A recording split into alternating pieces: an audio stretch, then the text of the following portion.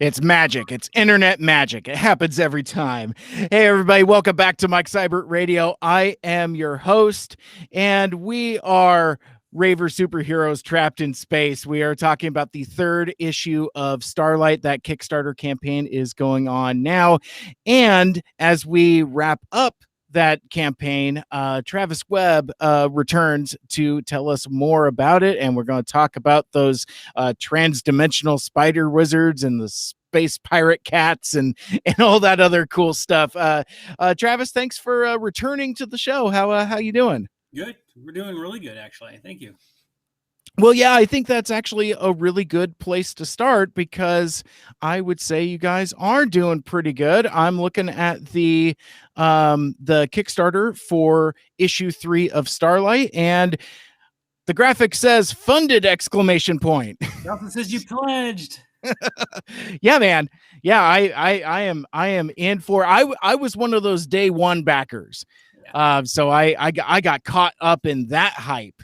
But so yeah, I mean, to start with, I mean, so there's 10 days to go in the campaign, and I thought we would just kind of start there as what's going on with the project and why folks should jump on if they haven't yet.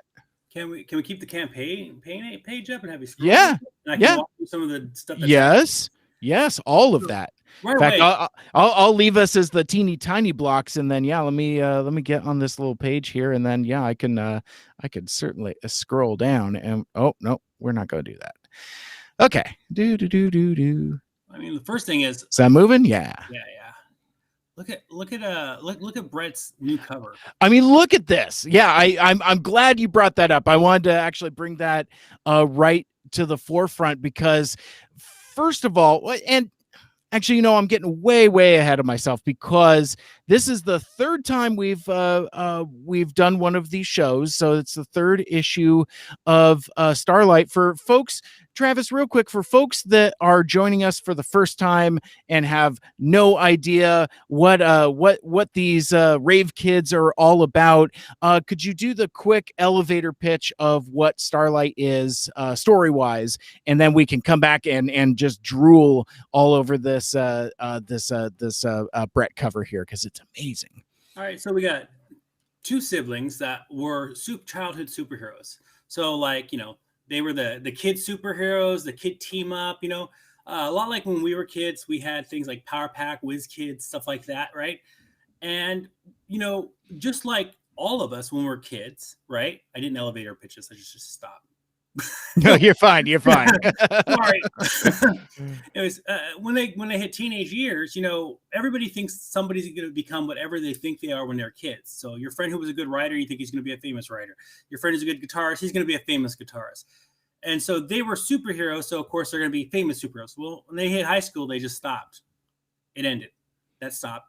They can't tell anyone who they were. They're no longer superheroes. They go to high school and they're just never going to amount to what everyone thought they were going to be when they were, 7 and 10. Mm-hmm. And so that's Sarah and Chris, the two characters you see on the front there. And really the story is about them coming to terms with their childhood and having that fame and those superpowers and dealing with having once had those capabilities and going through that transition of being a teenager and having those realizations of reality. You don't always get to be who you think you're going to grow up to be. Not all of us become astronauts or the president. Right. So that's a story we're telling. And the guy there with the glasses is Roger. He is a reporter and he was out to figure out what happened. He does, like, in their world, they're superheroes. Like everybody's doing that nowadays, right? Everybody's doing world of superheroes.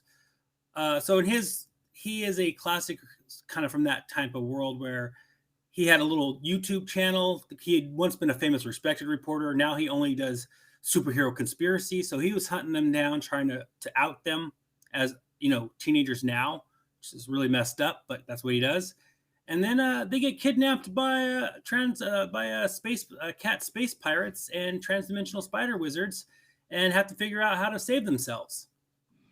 And they don't know why, And so really, the story's really kind of fun and intermixed on purpose. If I was to explain it as a theme, everybody right now seems to be obsessed with doing what if superheroes are real? How do we take a realistic take to superheroes? Unfortunately, in my opinion, right, we lose some of the fun of what superhero stories are because everybody's wrapped up in superhero drama and what if Superman was evil? Or Yeah. or what if the Justice League, you know, was really corrupt? You know, Hmm. and what if people have absolute powers? Wouldn't they absolutely try to take over the world and dominate us, even though they're the heroes? Because they'd realize that was the only safe thing. I get that. I get all that. So that's fine. There's a lot of people doing that, and they're doing it well. And I think some of them don't read modern superhero comics, by the way, because I feel like even modern superhero comics, the stuff they think they're writing a what's the word I'm looking for here? Help me, Mike.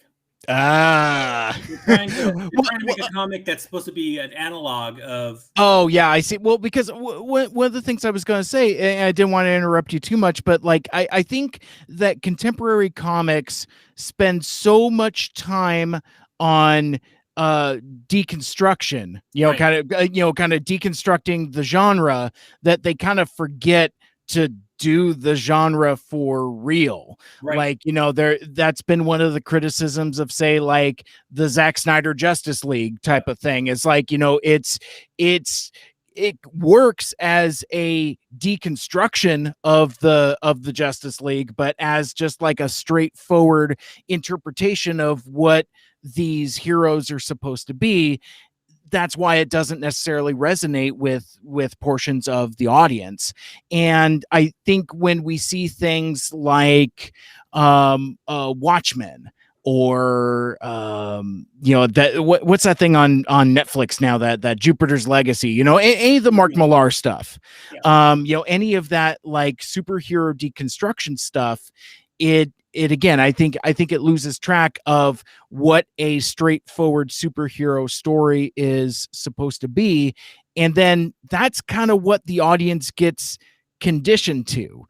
So like if we have like a steady diet of Invincible and The Boys and things like that, you again, something kind of gets lost in the deconstruction. We've heard folks like Alan Moore, maybe even Frank Miller to an extent, kind of speaking with a bit of regret with how influential their works ended up being on modern superheroes, in that things are so postmodern they forget to be actual superhero comics. But I digress. That was a really long way of trying to find one word for you. it helps. It helps because let's go back to the story.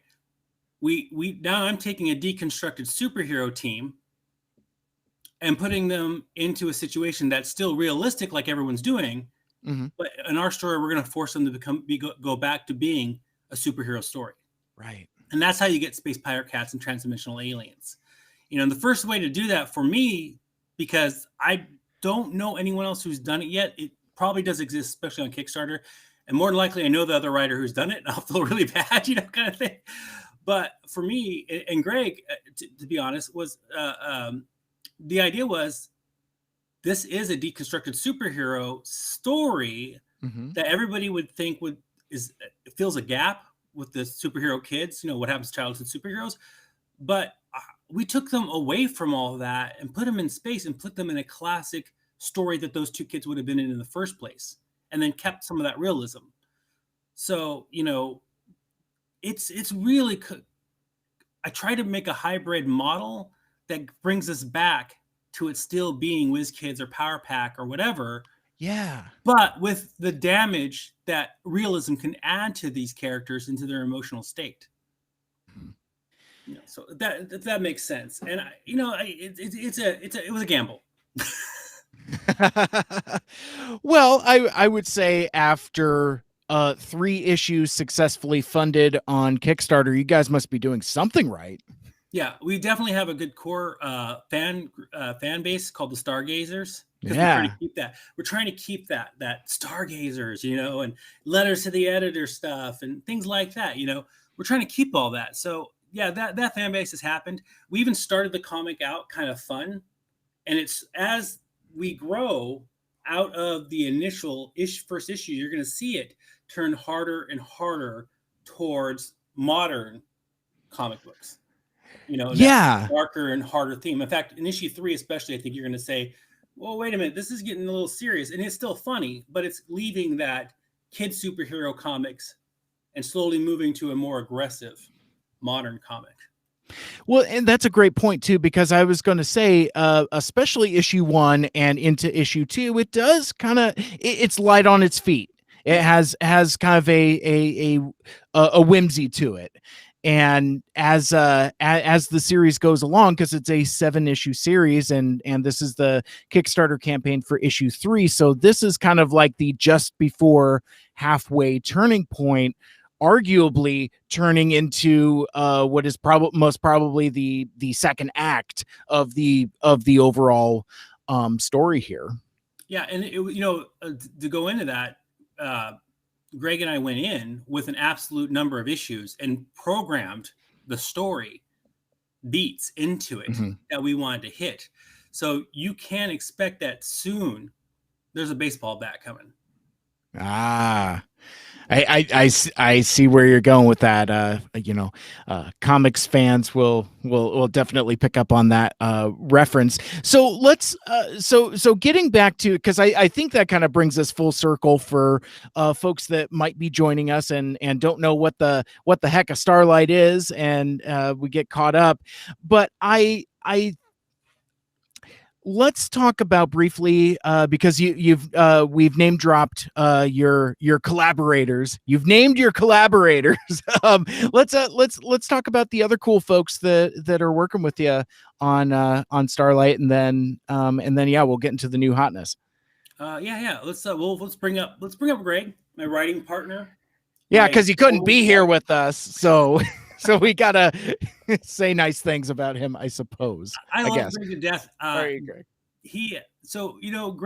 Greg Smith does a book with Oni called Junior Braves of the Apocalypse, and we met. Oh my God, 8 years ago or something like that. Him, me, and Mike Tanner and stuff all became friends. So my story background real quick is I was a real ghostwriter. Like, those are real things. That's a real profession. You make very good money doing it, and you get paid up front, but no one ever knows who you are because you're always in the wings. And you sign a lot of NDAs. And I did a lot of that back then. I met them in that period. So I was always in cons in the right rooms with everybody. So everyone kind of knew, if you need help, you can ask Travis and he'll fix some things for you because he has weird ideas. Like, how can I start the story as a deconstruction and move it back into an actual superhero comic? And people are like, what? Like, I'm going to try it. So, but I bring that value. And Greg and I met, and Mike, and we just really all hit it off. I was touring, I think, at that point with Zach Fisher, who is an artist over at Blizzard now, who actually drove to Blizzard for his interview at Blizzard. Who is most famous for doing cosplay designs for like what's her name? The super cosplay group, like Ricky. Oh my God, I might say the wrong. Oh gosh, I can't remember all their names. All the famous cosplayers. He does them, and he does their designs, and they're amazing. And so, but before he did that, we were working on some stuff. I was working on a Roman science fiction comic. Okay. So, again, weird stories, right? And I met them. And a couple of years later, I'd always talk to Greg constantly. Greg and I became really good at talking about everything comics. When I started to write, when I got done with most of Starlight, not all of it, but I was like, and being someone who's helped other people as a consultant and always steps in from the side, you get a different picture, a different view. And you go, wow, how does everybody make the same mistakes? How does everybody get stuck in the same tropes? How does everybody get stuck in the same dialogue traps, right? And you think that when you're helping these people because everyone's doing it. So then you go write this book and you get there and you go, there they are. I did it too. I'm just as guilty. And the issue is now I have a hard time pulling back because I can't remember where the mistakes are. Okay. So there was a lot of repetition problems, which is really common in early drafts, where you have characters repeating themselves several times with the story because you're worried they haven't emphasized it enough. Things like just really gunky stuff that I was really embarrassed by. And then I didn't really know how to finish the goal, if you will,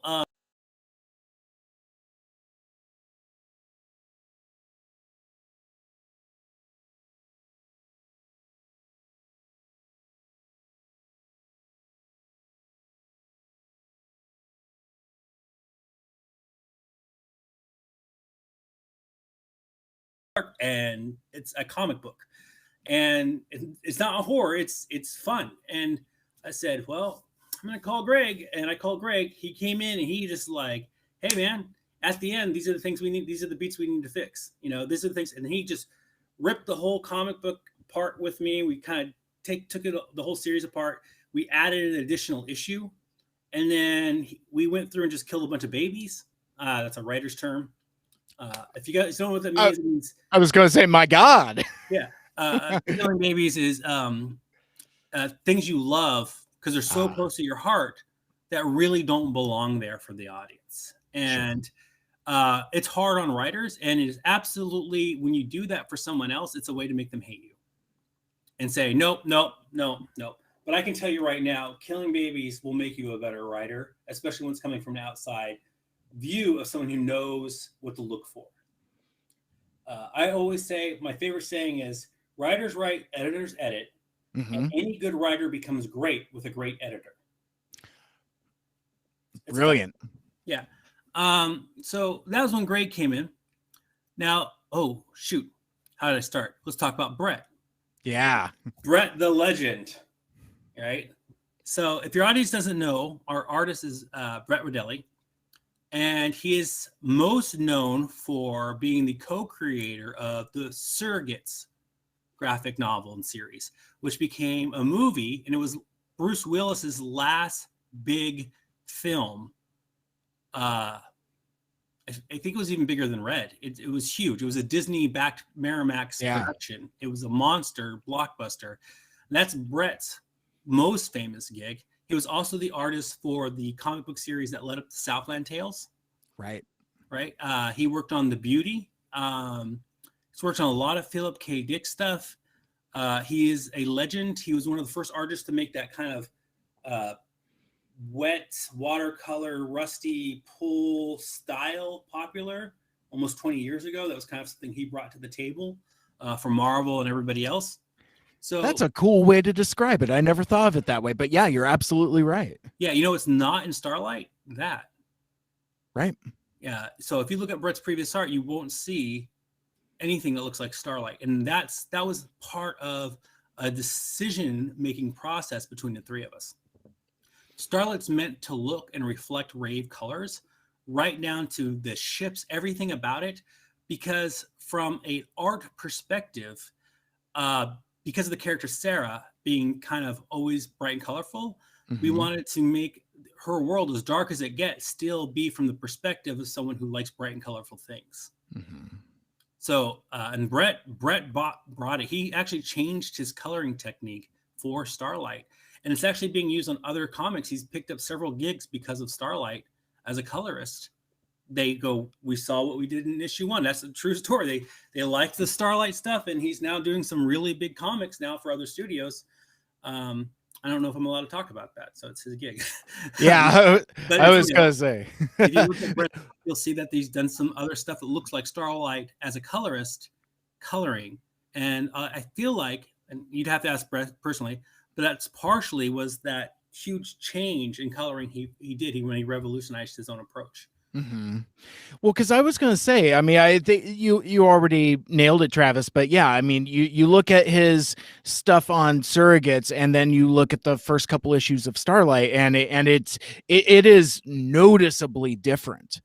And so yeah, so like it was like even one of those things like when I first interviewed you guys for the project, I knew Brett's name because, like, I mean, I've got a dusty copy of Surrogates on my shelf, and I was like, this guy? Huh, okay. Yeah, it was just a interesting strange disconnect. But I would say that his style is evolving even further as the story of Starlight goes on. You look at the first two covers compared to this cover that we're looking at for issue 3, and it's there's I'm not sure what he's doing different. I would have to ask him about it, but there. Tell you. Oh, tell me, because like it blew my hair back. I was like, I mean, I couldn't tell if it was like somebody doing a Brett homage there or or what was. I'm like, no, I'm pretty sure that's a Brett cover, but yeah, so let's start there. Let's talk about this cover we've been looking at, because it is gorgeous and amazing. Yeah. Well, Brett's girlfriend, they had an anniversary coming up, and Brett has been using the same Mac for all of his comic book work for over 10 years. With a beat up old copy of Adobe, right? Okay. So he just got a Pro Apple tablet with the Apple Pencil and Procreate, and this is a result of him altering around Procreate. Oh my goodness. And having just a lot more power with that little tablet than he ever had with his 10-year-old Mac. Because yeah, I mean, just looking at the details there. I mean, it's again, the style is the same, but there's a depth and texture to it that is a little new. I love it. Yeah, it's definitely the Starlight style, and it makes my heart warm whenever I see it. And when we go down the sample pages, we can talk a little bit about some of the influences on the backgrounds and stuff that he brought to the table based on some instruction. Because he really does some amazing stuff. But should we talk about new members of the team? Yes, absolutely. All right. So first, real quick, David Mayer is now our editor full time, and David was Greg's intern who really wants to be an editor in comic books. Okay. So he is amazing. He is diligent. He works at a comic book store. He went to school. He has his degree. He teaches at college now. And he really loves comic books. I mean, he knows a bit.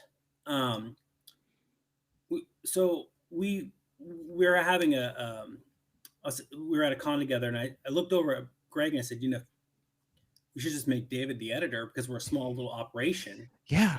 For Kickstarter, and that would give him a credit that he could use to move forward. So we had to teach him a couple things about the way the scripts work, because he didn't have a lot of insight there yet, and the way we work scripts, because we write kind of a unique way because we always write to the artist. Brett's the artist, so we write a script to Brett.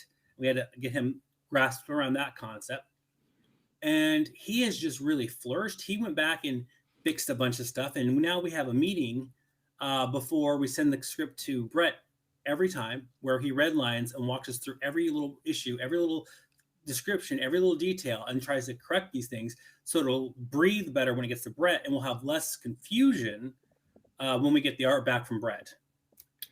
And the other thing we did, which is really exciting, is I don't know if you know who Danny Fingeroff is. I'm hoping I've heard the name, but it's just on the tip of my tongue. It's like, where do I know that from? There it is. During the Silver Age, one of the great gods. He just wrote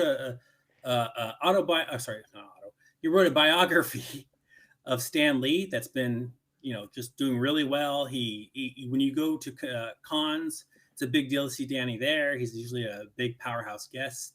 Okay. And he offered a class on comic book editing. Now, there's not a lot of classes out there in comic book editing. And so we used money from the last Kickstarter campaign to pay for David to go to Danny Fingeroff's class on comic book editing. Oh, nice. Yeah. So from this point on, it's going to have a little bit of that flair from Danny, hopefully, into David and into Starlight.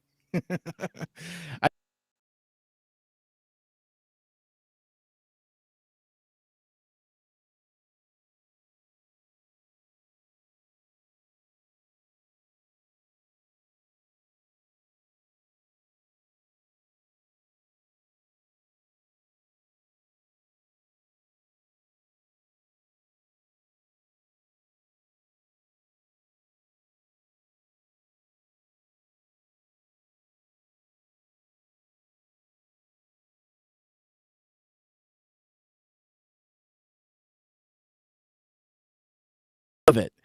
Yeah, so where we go? Oh, yes. Yeah, buddy. There it is. Yeah, that's our variant cover from Lee Moyer, the legend himself.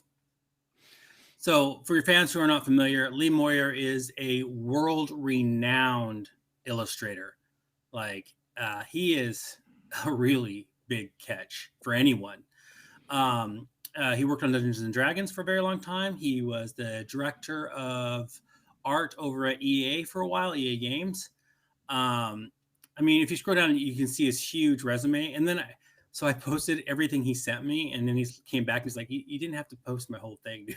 Because look at this. It just goes. He did a Tori Amos like cover. He didn't work for Neil Gaiman. He's like just crazy. 20th Century Fox, Sony, Paramount, Discovery Channel, Hasbro. It's just a monster illustrator. He worked at the Smithsonian. I mean, just huge. And I met Lee many years ago at a con, and we just became good friends. I like him so much. We see each other cons. We see each other outside of cons, which is actually rare in this industry to see people that you know at cons, outside of cons. Yeah. So I was like, look, Lee, because he likes Starlight. He always thought it was a good concept even before we decided to publish it. He was always like, hey, what about that one story you had? And I was always like, I don't know if I want to do about ravers because I'm kind of come from a rave background. I feel like I'm leaning on something, but it is a cool story. So I hit up Lee. I was like, hey, do you want to do a variant? And he's like, I just never seen him do a variant. He might have done it. I'll ask him sometime. But yeah, I was like, you want to do a variant for Starlight? And he's like, yes. And to be a little bit more open, Lee has been helping us here and there as setting back red lines for us on certain things on the comic book itself. Nice. So not unofficially, and if he hears this and he says Travis told you not to tell anyone, I'm going to feel really bad. It's more of a thing like, hey Lee, can you look at this? And you're like, oh yeah, fix this and this here. Yeah. Exactly. And so I was like, Lee, do you just want to do a variant for us? And he's like, yeah, I'll do a variant. So he did that variant cover for us. And what that variant cover is actually a mix of Lee and Greg, and Brett. And I can't remember who did what. I feel bad. Okay. Well, I was gonna say it's an incredibly striking image. I love the coloring, and I even like the explosion burst. It's very G.I. Joe. Mm-hmm. So that definitely tickles some buttons for me. But yeah, no, it's an incredible piece. It's a lot of fun. Yeah, it's all Lee's concept. I remember that because that was what he pitched to me, and I was like, sounds awesome to me. And then it was really, I think, fun for Brett. He could probably talk more about this sometime, but to get a chance to work with Lee directly. Yeah. That's always a big deal for artists to do stuff with other artists, especially artists they like. So then Lee comes back and says, hey, the lettering on Starlight's not my favorite. Oh. And I'm like, and he goes, because we had some other people bring up lettering too. Brett uses a very distinct way of lettering. I wish we had an example somewhere. I don't think you do. But anyway, so Brett uses Brett doesn't stroke his bubbles, right? And that drives people nuts. And there's a reason for it. It's a European style to use round bubbles with no stroke. And that's it's because he doesn't want the words to take away from the imagery. Does that make sense? Yeah, I think so. That's his thing. He likes the absolute round bubbles. He doesn't like to make them all wobblies and stuff. And he likes zero stroke, so it's very flat against the art and doesn't, and I think it looks fine, but we got people brought it up, especially other Kickstarter. I'll tell you right now, the Kickstarter community, the other creators have no problem saying, hey, you're doing this wrong. Here's a link to how to do it right. And you're like, okay, I don't make that choice. That's like not my gig. I'm just the writer. Yeah, exactly. An artist who's like world renowned and famous and be like, hey man, this guy from Kickstarter sent me a link on how to do lettering. He wants me to give you. I was like, I'm not doing it. That's too funny. But that's a little inside story. But It's fine. I mean, that's good because actually that feedback still goes, okay, well, we know that people think that the lettering is a little bit off. So when Lee said it, though, now you have a monster, kind of come in and say, hey, man, lettering's fine, but I'm friends with this one guy, and he actually likes your comic a lot. And he also kind of mentioned it and thinks he could help you out because he likes the series. So that is when Lee connected us to Tom Orzechowski. So if you want to scroll down, look who Tom Orzechowski is. Yeah. A little further. Oh, he's an actual team member now, by the way, Tom. Oh, nice. So, Lee is a guest who also helps us on the side, but Tom Orzechowski is now our letterer. There we go. He is the most famous letterer probably in comic book history at this point. Sure. He's in the Guinness Book of World Records. He has been lettering for Spawn since it started, and I think he still is. Yeah, he is such another huge get for us, and he's like, yeah, I'd love to letter this. I was like, okay, well, you're hired. We'll find a way. Right. And so, that put together that's just a really fun team. Oh, let's look at David. See what yeah. Like. Scroll down a little bit. I love it. Here's our little David. He makes me so happy. I want him to be a great, famous editor someday. Even if my career kind of stalls at some point, I'd like to see him at one of the big dogs someday, because he really just brings so much to the table for us. Even at where he's at, he doesn't have like 20 million years behind him or anything like that. Right. But he's been able to grab a lot of that and bring it to the table because he goes out and researches constantly on how to do better comics.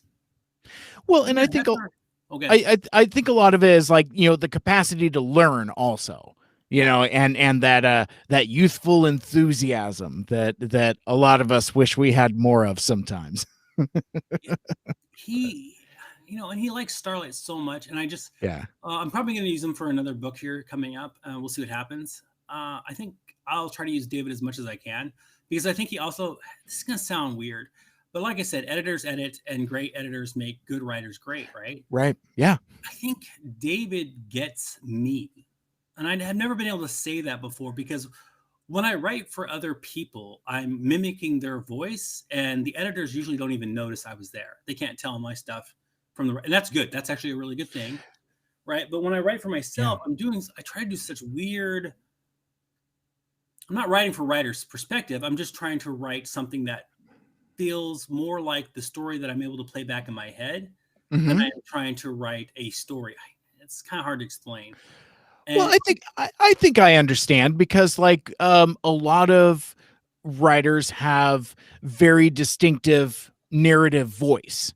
Yeah. And sometimes like our buddy Nick put in the comments, talking about the Chris Claremont X-Men run, and it just made me think that, like, for example, like Chris Claremont has a very distinctive narrative voice, and like for him to try to not be Chris Claremont, it just wouldn't quite work. It's very, very distinctive.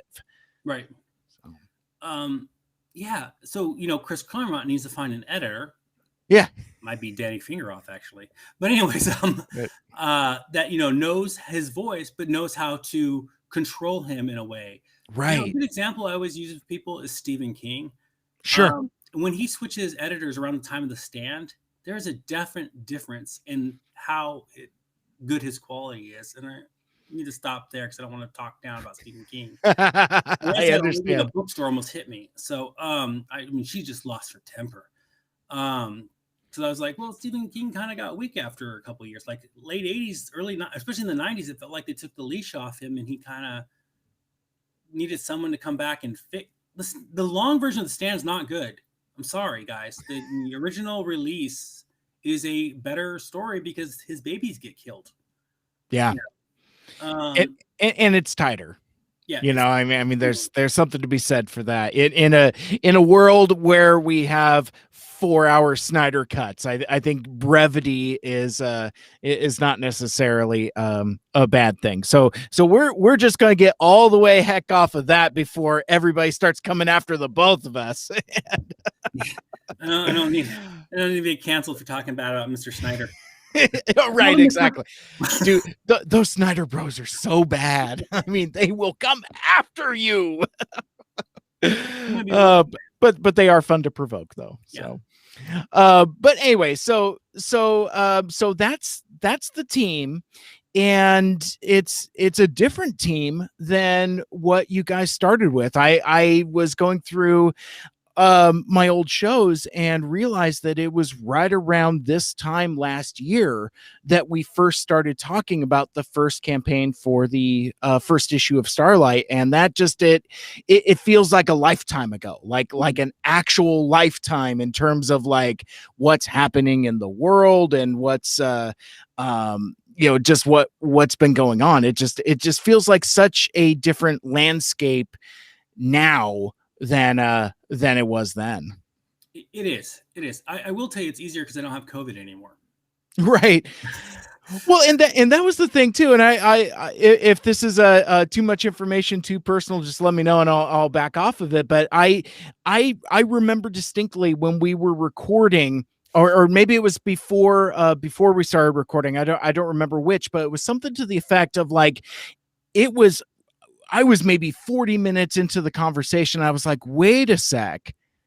Does Travis actually have it?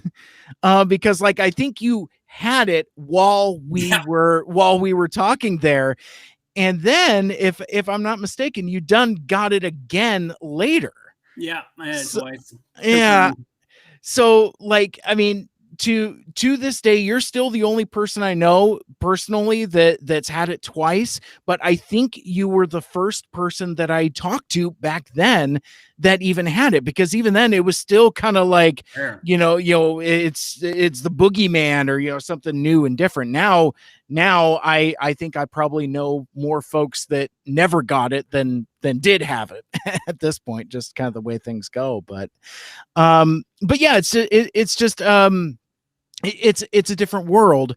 So I thought what we would talk about is maybe like what the difference is between this Kickstarter for issue number 3 compared with the previous campaigns, and what makes this one different from the others.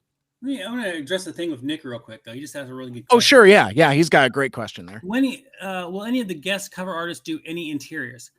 Nick, that's unlikely. Brett's scheduled out and the story's already built and done. However, there is talk, and I don't want to set up too much expectation of doing a mini comic with a guest artist. Ooh. Of kind of a throwback to show what they were like as the Ultra Kids when they were kids. So we've talked a little bit about that, and I did approach an artist recently about maybe doing it, but it's really up in the air. And if we do that, it will likely be something where it's not just a guest interiors, it's also going to be a guest writer, because I kind of want to see what someone else does with that. I honestly think I'm a little too tainted to write them as the Ultra Kids at this point, because I've had them as adults only.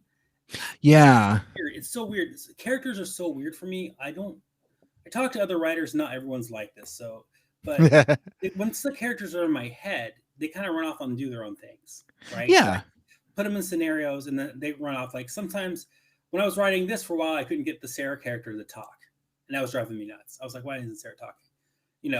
In my story, right? And it's just weird. I close my eyes, and I just kind of wander off and just let the movie play. I don't know if I could get myself to write them as the Ultra Kids. First of all, it's not a genre I've ever done before. Second, I just know these characters as adults. I don't know them as kids. So if we did something like that, Nick, I think we would probably do a mini with them as kids with both a guest artist and a guest writer. And I think that would be a lot of fun. And if I get the people I want, it'll be jaw-dropping fun. Yeah. Yeah, and that's the cool part about creating your own sandbox, your own universe. It's like, once you've established it, get it going, then you can hand it off to other folks that are maybe a little bit outside of the family just to see what they do with it. And that's I would imagine as a creator, that would be as exhilarating as it is terrifying a prospect. It is, but I just let's just be fun here because we're on a show that something that would never happen. Yeah. But I'd love to see what Gail will do with them. Sure. I think Gail would just have a really good time with Chris, Sarah, and Roger. So I mean that's someone I'd love to see do something with them. I mean, I don't know, like that's not ever going to happen, but those kind of things, there's a couple of writers out there. I'm like, hey man, you want to take on Chris, Sarah, and Roger and see what you can do with them? Yeah. So let me get Nick's. Yeah, Gail Simone. Yeah. Sorry, Nick. And so additional backside. So on the collected edition, like the trade is what you're asking about, Nick? I hope you mean the trade, which is the graphic novel later. I don't know yet what we're doing with that. One of the things about Starlight was that it almost got picked up by a publisher initially. Right. Yeah. Okay. So, and there is still a door open as far as we know to come back to them when the series is complete to release the trade through a major publisher. But the door might have closed by then. We're still 4 issues away. Right. So the door could close or has closed. We haven't contacted them in a long time. So that there is an option to that. And there's also some other pipelines that we weren't available when we didn't know were available to us when we started Kickstarter, that we're learning from other Kickstarter people to do the trade. Trades are an iffy thing. That's going to be a whole new ball of worms if we do a trade through a Kickstarter. So, Nick, I'm not 100% sure. I mean, I'm not opposed to it. And it's very likely that could still happen. Yeah. But at the same time, by the time we get through issue 7, I think for me as a creator, I would like to step onto the next floppy project, maybe through Kickstarter or whatever, and have the trade thing kind of handed off to somebody else, even if they did it through Kickstarter rather than through us, so we could focus on our next book. Right. Well, and keeping in mind that on the current trajectory, that's over a year from now. Yeah.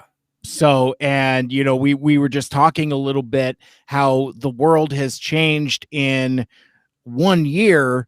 How's the world going to change in another year? So, I mean, there's a lot of daylight between now and then. So I think it's just best to kind of keep focused on the individual issues and just keep going on the project as it goes. See, now I'm getting lost in the Nick chat. Yeah, and incidentally, if anyone else watching, listening out there, if you have questions for Travis or want to talk about the Starlight project, just jump on the chat for whatever platform you're watching on, like whether it's YouTube or Twitch or Facebook or Twitter. It collates them all into Restream like we're watching here, and both Travis and I will see it, and we'll definitely address those as best as we can. But yeah, please don't be bashful. I've done some of these interviews before where it's a combination of folks just transfixed on the conversation and what we're talking about, but then are also kind of like shy to break the flow also, and to which I say, screw that, bomb your comments and we'll read them as we go. Exactly. Yeah, I love that interactivity. So Nick did write an additional comment. Would you guys ever do a hardcover version of a single issue like what Terry Dodson has done with 2 of his creator-owned comics like Adventure Man? That's cool. I didn't realize that Terry Dodson was doing that. That's let me check to see how he did that. Let me hit up Terry Dodson. I'll message him on Kickstarter after the show. Nick, I don't know how I'd tell you later, but I mean, if Terry Dodson found a way to do it well, let's I'll do it. I'm always looking for new ways to reward our backers. Right. which is a huge challenge. Other than Rewards. yeah, rewards are always. Ooh, what are we giving away here, guys? What's gonna make them happy? What's gonna feel original? But at the same time, you also kind of gotta do the expected things. That was a valuable lesson. Like, don't mess up. You have to have bookmarks. Bookmarks. Come on. Oh man, I got so much flack for not having bookmarks. All right, how many podcasts about a movie deal with, say, Netflix? That does come up. That came up with another podcast. I'm not going to shout out other podcasts on your podcast. Oh, that's fine. I mean, it's Grand Geek Gathering. I went off on a whole escapade of how it would make a really great rave opera animated film. Oh my gosh. Yeah, I don't know how to do a rave opera, but it would be like electronic ravey music with singing in space, animated like rock and roll or something.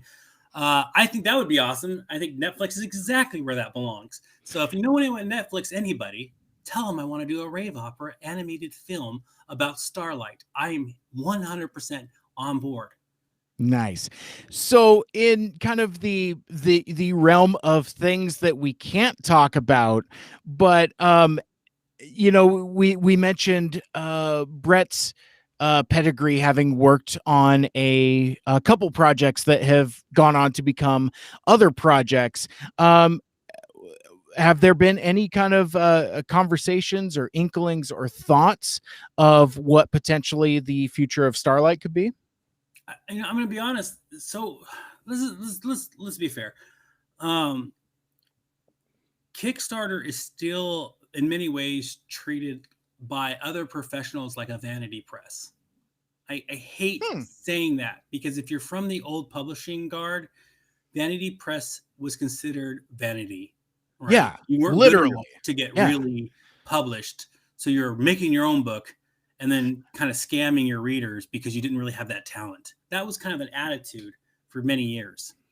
And I think with some of the entertainment industry, a lot, and I'm probably going to get bashed by other Kickstarter people, but and I can be wrong here. Let's be honest. I could be wrong. I'm not going to tell you that I'm right.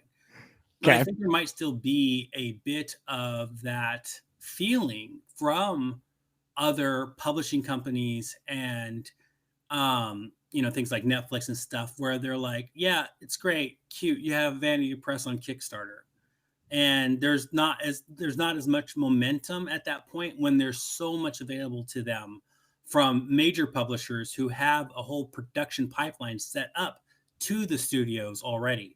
I mean, you guys may not know this, but when I was working down in Hollywood, there's literally pipelines between almost every major publisher directly into every major studio through a management company and an agency who is bundling them together. Like, if you're with, say, WME, which is William Morris Endeavor, you're also probably tied to, I don't want to say what publishing company. Sure. Has a direct line, and to this management company. And then the management company goes, well, we have a director, we can assign, we got this book from that publisher, and then the agency can work out the deals, and they try to package that all together. So it's like, I think this is public knowledge, but like CAA, Warner Brothers, and DC have a package pipeline together. Yeah. So if you do a project for DC, it can get put into a package to be a deliverable as a film for them to release through one of the Warner Brother channels. And at this time, to my knowledge, that has not been established yet with Kickstarter projects. And I don't know. I mean, the closest thing I can tell you that's happening with that is Boom Studios with Keanu Reeves. And that's because Keanu Reeves is attached to it. And it's kind of feeling for the first time like that could be a thing. Mm-hmm. But unfortunately, that's a thing where it goes back to kind of the old guard of it's a major publisher now doing it with a major name package attached to Kickstarter, where I don't know if that opportunity does or can exist for one of the guys like me and my team who don't have any of those pipelines established in other areas through Kickstarter. Mm-hmm. Does that make sense? I think so. Because it's like, I think the takeaway there is that everybody's got hands in somebody else's pockets, that kind of thing, just in Right. terms of like those direct pipelines. Now, one thing I did want to address before I ask you a little more about Kickstarter, because we kind of wanted to talk about that in terms of like lessons learned and advice given and things like that, is oh, I lost my train of thought. Well, I Okay, saw so Nick's post, and yeah, that's what it was. So are you guys thinking of something like Mark Miller's Miller World line? Yeah, very much so. Multiple stories with different artists all packaged together and delivered to Netflix as potential property. Yeah, exactly that. Yeah. Exactly that. In fact, how many Miller World properties were optioned as films before a single issue even came out? Yeah. Like I think they're still working on Nemesis as a project. Obviously a Jupiter's Legacy just dropped, and yeah, I think issue 1 of Wanted came out with a sticker that said soon to be a major motion picture. So it's like that's already there in the pipeline. I remembered the thing I was going to ask you about, or at least mention, is I don't know if me personally, I look at Kickstarter as vanity publishing. It's not.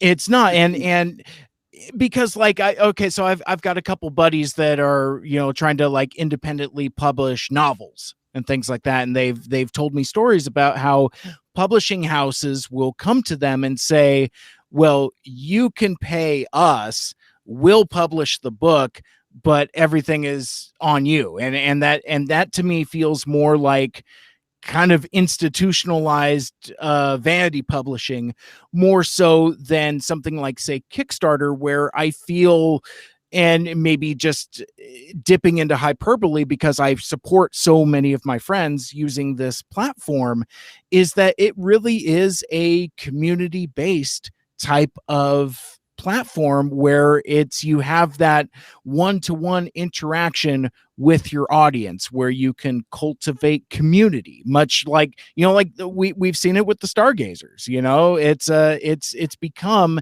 a tight-knit base of community. And so yeah, I guess I just wanted to address that before we got too much deeper into the inner workings of Kickstarter and lessons learned, because yeah, I think folks that dismiss Kickstarter based projects as vanity is reductive. I 100% agree with you, but I also think that hurdle exists because they don't understand what Kickstarter is. Yeah, that's fair. That's fair. So, well, let's philosophize then about what Kickstarter is. Well, Nick, I don't want to answer that one. Nick's latest question, I kind of want to step away from. Yeah. Because I actually don't know. That'd be a question for Brett, actually, who's had deals with both of them. So just to be fair, and because of my own relationships, I just exactly. Yeah. Anyways, we're talking about Kickstarter. Just Kickstarter is a philosophy. Yeah. Well, it's designed around. It's not really designed for what we're doing with it right now, and that's the thing that's been coming up. With Kickstarter, I don't think they conceived the idea of serial floppy creators working as tiny publishing houses through them. So there are some definite clunkinesses to it.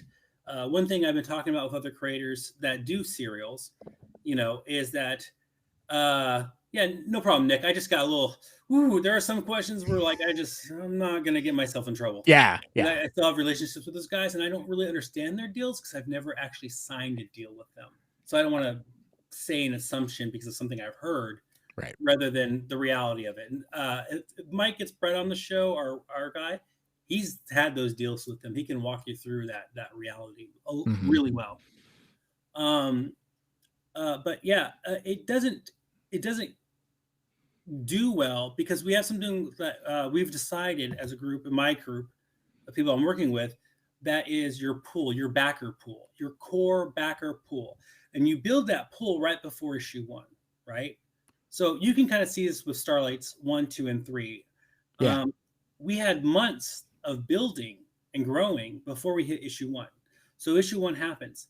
Well, then when issue 2 happens, I end up spending most of my time actually trying to address my pool from issue 1, my fan base, and to get them to come to issue 2, because the Kickstarters are not connected, because that's not how Kickstarter works.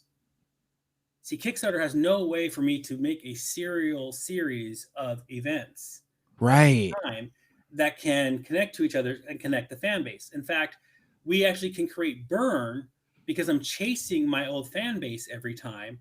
So I'll go and I'll say issue 1, and I'll send all those backers an email the same day. I also do an update for my comic, but I'll also back all my 2 guys saying, hey guys, can you come back? Well, unfortunately, like Mike, you've probably seen this as a backer through all 3. You'll see 3 emails from me in the same day within an hour. And 2 of them are just me begging the previous audience, I know you're still there. Can you come back? Right. And there's no way to fix that. There's ways to supplement that.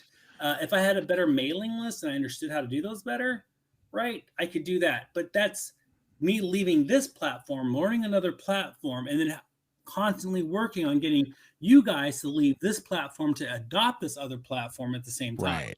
And it's a lot of gears to move. And again, now I've created another burn point, because now that's during this point of adoption of my mailing list by you guys. Now, Mike, you might get issue 1, issue 2, issue 3, and my mailing list. And you're seeing my ads, and you're seeing my social media. And so, and you've already backed me. Mm-hmm. And that creates a burn problem for us in an effort just to keep that pool, which takes away from our ability to grow probably for the first 2/3 of the campaign. So a lot of people say there's a flat point in a campaign. So you go up, and then you go flat, and then you go up again right at the end, right? That's the average Kickstarter, line. I don't think the flat point is as much of a flat point as people think. I think it's your growth period. That's the period where you've gotten your original core pool settled. And once it flattens out, that's a sign that you can now go to working towards growth, working to getting those new people in. So that's when you should change your language to come join us.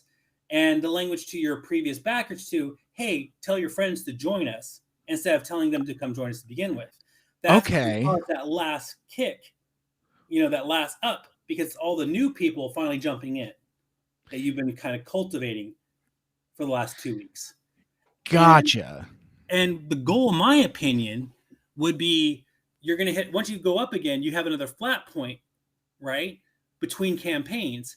How do I continue to grow between those 2 campaigns? Because Kickstarter has no way for me to use it as a tool to continue to address that audience.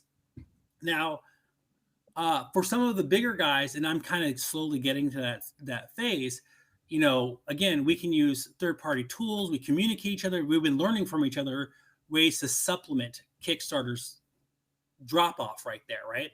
But if you're an indie coming in on the first time, and you're doing your first comic, I got lucky, but 90% of the people that come in, they can get maybe $1,000 to $2,000 worth of backing, and they'll never really they'll successfully fund at $1,000 to $2,000, maybe get to $4,000. But until you figure out how to fix that growth problem, you figure out the third-party tools like, and things like that, doing podcasts, you figure those things out. You figure that out, right? You're going to hold around 2,000 on every campaign you do. You'll never see your growth from your original core that you created before that first campaign. And I think that is the biggest issue with using Kickstarter as a platform for a serial comic. Interesting. Well, and that was part of the reason why I wanted to kind of take a sec and dig into it, because folks that listen to my show hear from several creators that use Kickstarter, and I would imagine that several of them have been inspired to do their own Kickstarter things. I think it's a really cool program, but I think it's also important to kind of get into a little bit of the minutia of why things work. So I think that's valuable insight there to share with folks. Yeah, anything you can do right now to supplement and continue to grow between Kickstarters is what you really need to focus on. And then when your campaign starts, for me and for almost everyone I've talked to, you're going to spend that first clunk, that first big jump is literally just your pool coming back that you've already created. Right. Right. I mean, or even like, folks like me, I backed on day one and I got caught in the momentum of like, oh, hey, that's, get in on some deals and discounts and momentum and feeling a part of it. I want to go to some of the other questions that Nick had asked. He's asking about hashtagging and social media. And one thing I would say about the Starlight campaigns throughout is that not only is the social media game strong, but it's measurables and deliverables that, like, I don't know if it's just subconsciously the way people think and hear things, where it's like, if there's like an achievable goal, that gives me as an audience member something to buy in on. In this case, literally, but figuratively as well. Like, I invest in the, again, figuratively and literally. I gotta find a different set of words, because like basically like it's enthusiasm for the campaign and sharing in those victories. Like, oh, hey, let's get these guys over X amount of followers, or not followers, backers. Let's get to X amount of backers, or let's get to X amount of dollars pledged. That kind of thing. It becomes inclusive. Yeah. The social media game is the only game we have right now. which is rough for me, because I'm actually a little better at cons and sure. picking up fans live than I am at the social media game. I have a love-hate relationship. I think you've probably known it now, because you're an actual friend on my Facebook and not just a follower. And right. Like have my oh my God, what's wrong with humanity moments, and then I feel bad, and I went, I'm sorry, I posted that this morning and I feel terrible. I'm sorry.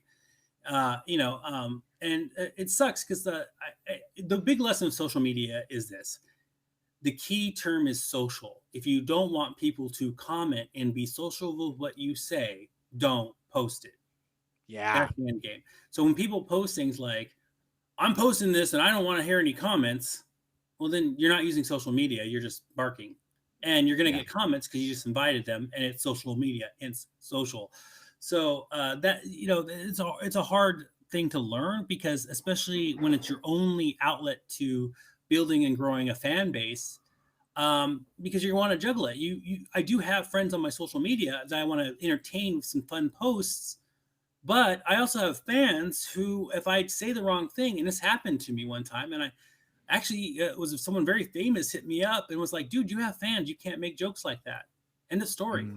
They think that you know something inside about what you made a joke about, and you just hurt them. I made a Star Wars joke. And because at that time, especially, I was still working in Hollywood, some people got really upset, and it was such a stupid, unbelievable thing to say that I didn't think anyone could take it serious. But from the perspective of some fans who knew I was working in Hollywood at the time, they took it seriously and got really upset. And so someone very famous hit me and said, this is for your first big lesson of having fans. You can't make jokes that can be perceived as real, even if they seem far-fetched. Yeah. That's social media. Yeah. Yeah, absolutely. Well, and especially kind of in the culture that we're in. I mean, any one of us at any given time is one tweet away from being canceled. Yeah. And I'd like to cancel the word cancel. It just drives me nuts. Yeah, I agree. It's I've heard the replacement term consequence culture being thrown around, and I don't know if I necessarily like that either. I do think that folks should be accountable for what they say and do. I also think that quick to judge outrage is a thing as well, and there's a balance that I know I don't know where it is, and I think a lot of folks out there also kind of had that similar confusion. But yeah, I agree with you, Travis, in terms of like, social, just don't put anything out there that you wouldn't want somebody to interact with. I've put it even more simply than that. It's like, don't tweet something that you wouldn't say around somebody. Yeah, You know, around and a stranger. exactly. It's like, so yeah, just be good humans out on the socials. Let's see. I was gonna So say, on yes, the hashtag thing, they are pretty good, yeah. necessary. I forget to do them, but Greg keeps on my case, and they do make a difference, especially if you're consistent. Yeah. And that's the thing. It's like you got to think of it like a machine, like a wheel. You got to feed the wheel. And yeah, once you stop feeding it, the wheel kind of stops. Nick asked an interesting question. I wanted to get back to. Do you, the creators, get the full issues in hand before launching the Kickstarter, or do you get the issues after the campaign has been funded like everyone else? So I thought maybe we could use that to kind of talk about just kind of like the nuts and bolts and some other lessons that have been learned through the few campaigns for Starlight. Yeah, well, first let me go over a really valuable lesson I learned back when I owned nightclubs and through raves. Yeah. If you don't have the money to pay for everything up front, don't throw the rave. And there's some truth to that in Kickstarter, I found. If you don't have the money to pay your artist without, the Kickstarter succeeding, and that's something you need to consider when you talk to your artists. And most artists who are not your best friend in the whole universe, and even ones that are like mine, most artists need to know that they're going to get paid. So they won't start the art until after the campaign succeeds. And that's important. And then you're going to need art for your campaign. So you're probably going to have to, if you're not the artist, you're probably going to have to put up some money to pay your artist to get the art, to get the campaign off the ground. Everyone has a little bit a different way of approaching this. I know with Starlight, we have a completed script. We know it beginning to end. It's already been through an editor. It's already seen stuff. It's actually been shopped. So we know that we have everything. There's no fear that the comic won't get done. Right? Okay. Because we know the story's done. The story's written. It's completed. It's edited. It's ready to go. Where we get into the next thing is our art, and that's where we might be different from someone else. Brett starts pencils immediately as one issue finishes on the next issue. Then the campaign launches when pencils are complete and he's into coloring.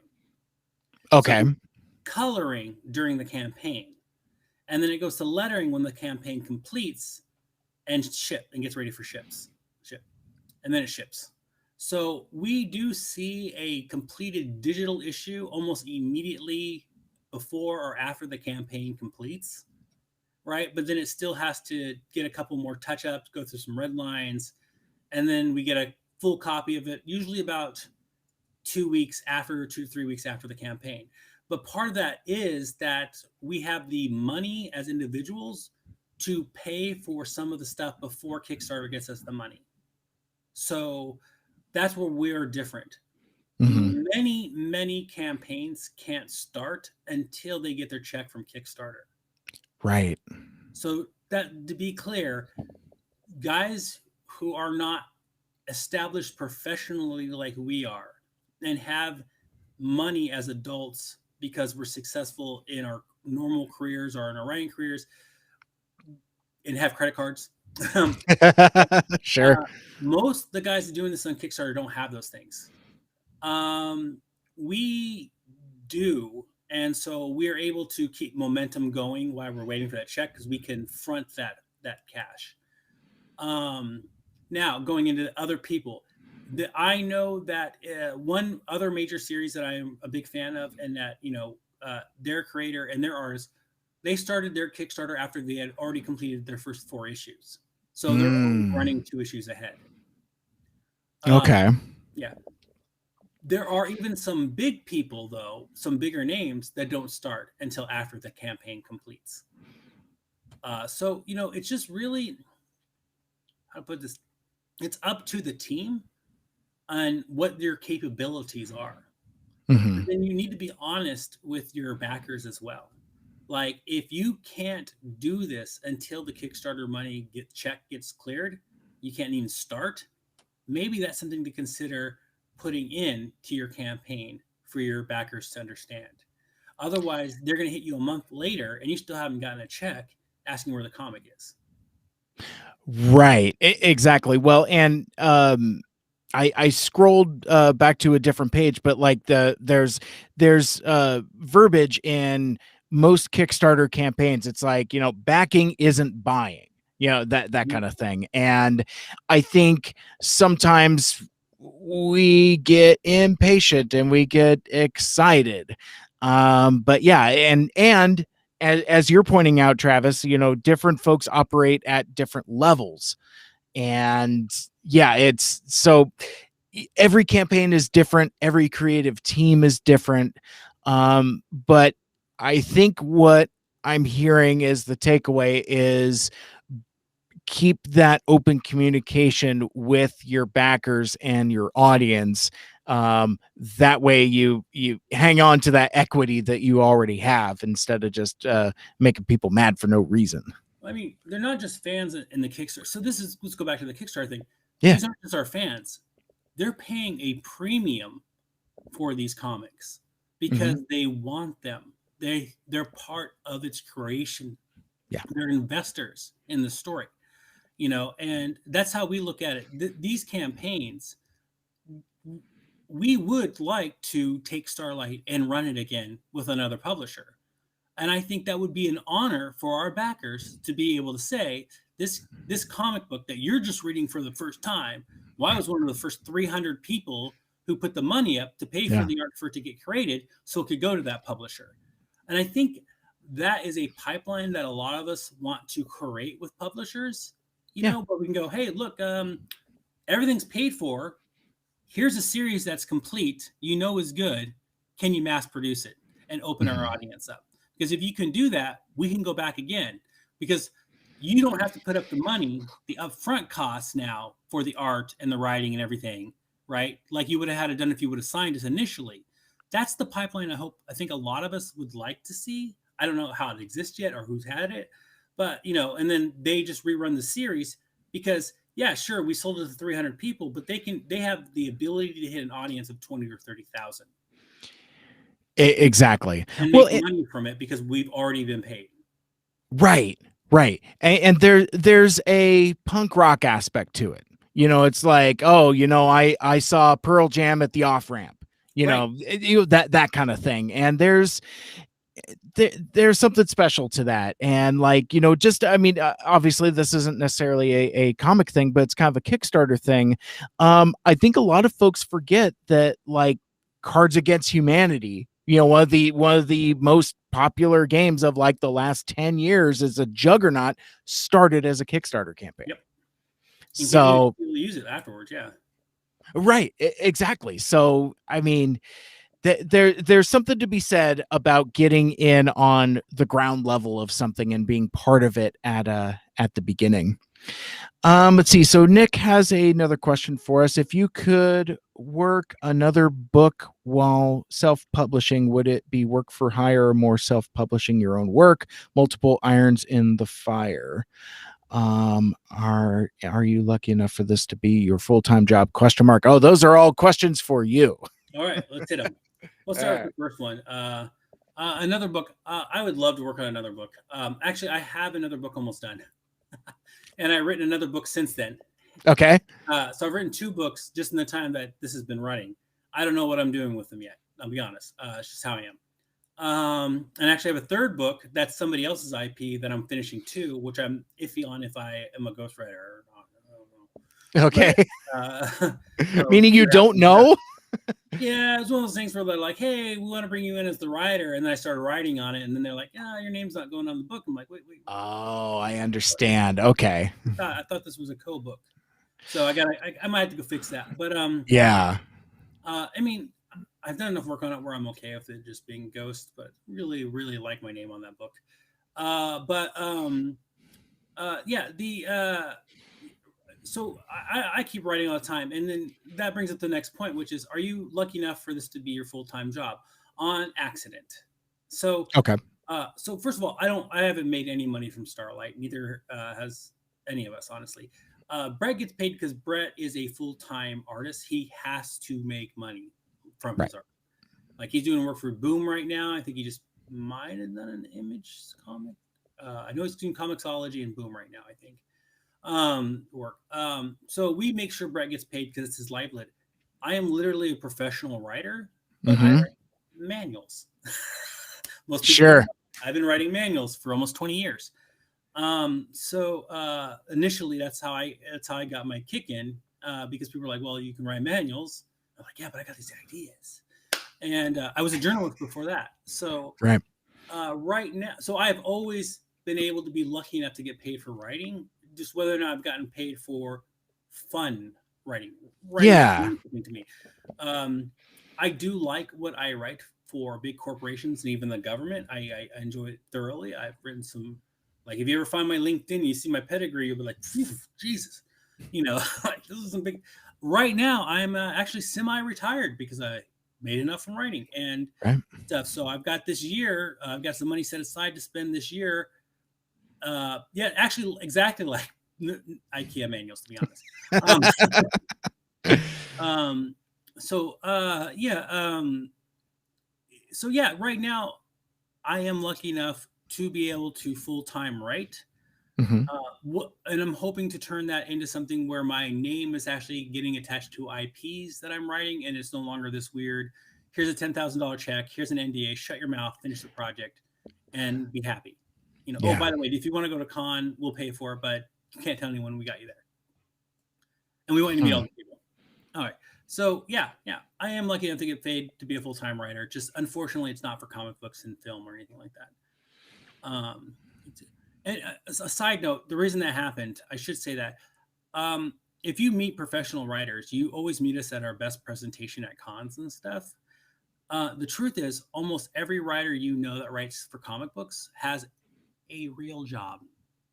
There are very few writers who are even with big projects and have had big IPs who live off just their writing. They do exist, and the ones that do make really good money, and you can probably figure out who they are. But there are also a lot who you would think are just at that level, but because of the way that, if you say the professional veil exists, right? Everybody looks equal to the audience, but they are not equals behind the veil. If that makes sense.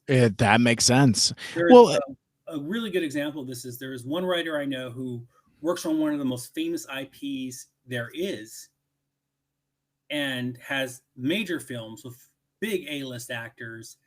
And we're talking like Tom Cruise level stuff.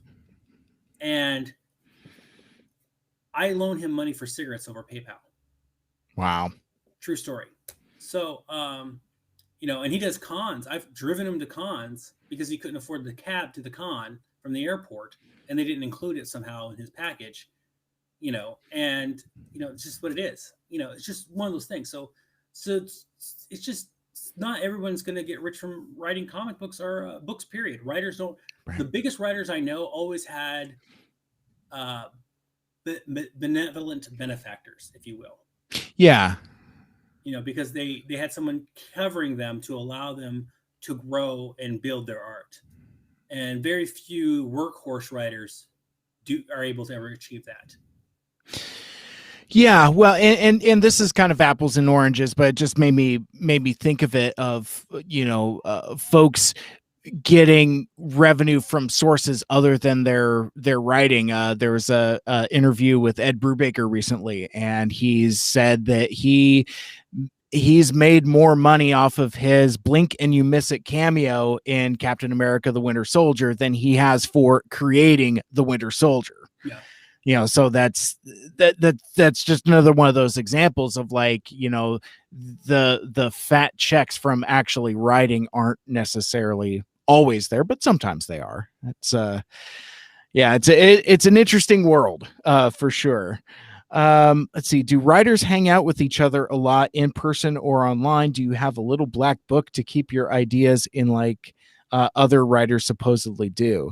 Man, Nick is bringing the heat. He wants to get all of Travis's secrets. He's like, give it up, Rave King, give it up. I want all of it. I do have a little moleskin, and I've been carrying a moleskin for almost 20 years. So yeah. And I do quietly put it under the table in restaurants if I hear something really hilarious and write down what someone said. Because that's how you learn how to do dialogue. Dialogue comes from real people. When it doesn't come from real people, it sounds like it. Let's be honest. Let's not pick on Zack Snyder really hard, but I'm gonna bring you the Snyder Bros. If you watch the first Man of Steel, close your eyes and listen to all the dialogue and tell me who's speaking. Because to me, as a writer, it sounds like one long, what's the word? Monologue on who Superman is, then being chopped up and having names attached to different quotes. And sure. And that's when dialogue doesn't sound real, because it's serving a purpose and not serving a character. Let's see. Do we hang out with each other? Yeah, Zack Snyder. So you don't have a Vero account, I'm guessing, like Zack? I don't know what a Vero account is, actually. I feel silly. It's where Zack Snyder hangs out. I think he's the only person on this Vero platform. Because like that's where like all the hot goss is in terms of like in the Snyderverse or whatever. Oh, man, if you ever get a chance, what is her name? Somebody on YouTube who I follow on accident, Maggie May Fish or something like that. Okay. Just did like a whole series on Zack Snyder's career where she just deconstructs the hell out of him. And I was like, God, I feel bad for Zack, but holy God, you're good. So yeah. Watch Maggie May Fish's YouTube on the multiple hour-long essays on Zack Snyder. Direction. So yeah, we try to. There's no better feeling than hanging out with another writer. I got to be honest. I like it. I have a minor outsider syndrome, probably because of my career. Right. So I always feel a little awkward around everybody, but everybody's very warm. But when you're in a room with other writers, you do feel really at home, and it's a very good experience. I just started meeting up with a writing group every Saturday that I look forward to it now. And I used to like, this is great. So if you meet other writers, and it helps once you're published, everybody kind of lets their guard down more, because nobody wants to be sapped for information constantly by someone who's never going to do anything with it. But once you're published, everybody gets a little bit calmer, because they know if we're sharing information, they're giving you stuff, it's going to get used. It's a very weird social dynamic. But until you're published and they know you're published, everybody's like, well, I'm wasting kind of all this conversation with it. I don't know how to explain it. Well, it's the difference between like fans and contemporaries, or fans and peers, that kind of thing. Like I've run into dynamics like that before, where it's like, oh, this is someone that's a peer of mine, or this is someone that has just as much knowledge but doesn't have that foot in the door, that kind of thing. Right. It's really nice. The other thing is you don't get you don't get into, sometimes when you're a fan, you can bring stuff when you're talking to a writer, or if you're not a writer, period. Yeah. You'll say things that just sound really weird. Like, I used to want to be an artist, but then I realized it was really hard, so I became a writer instead.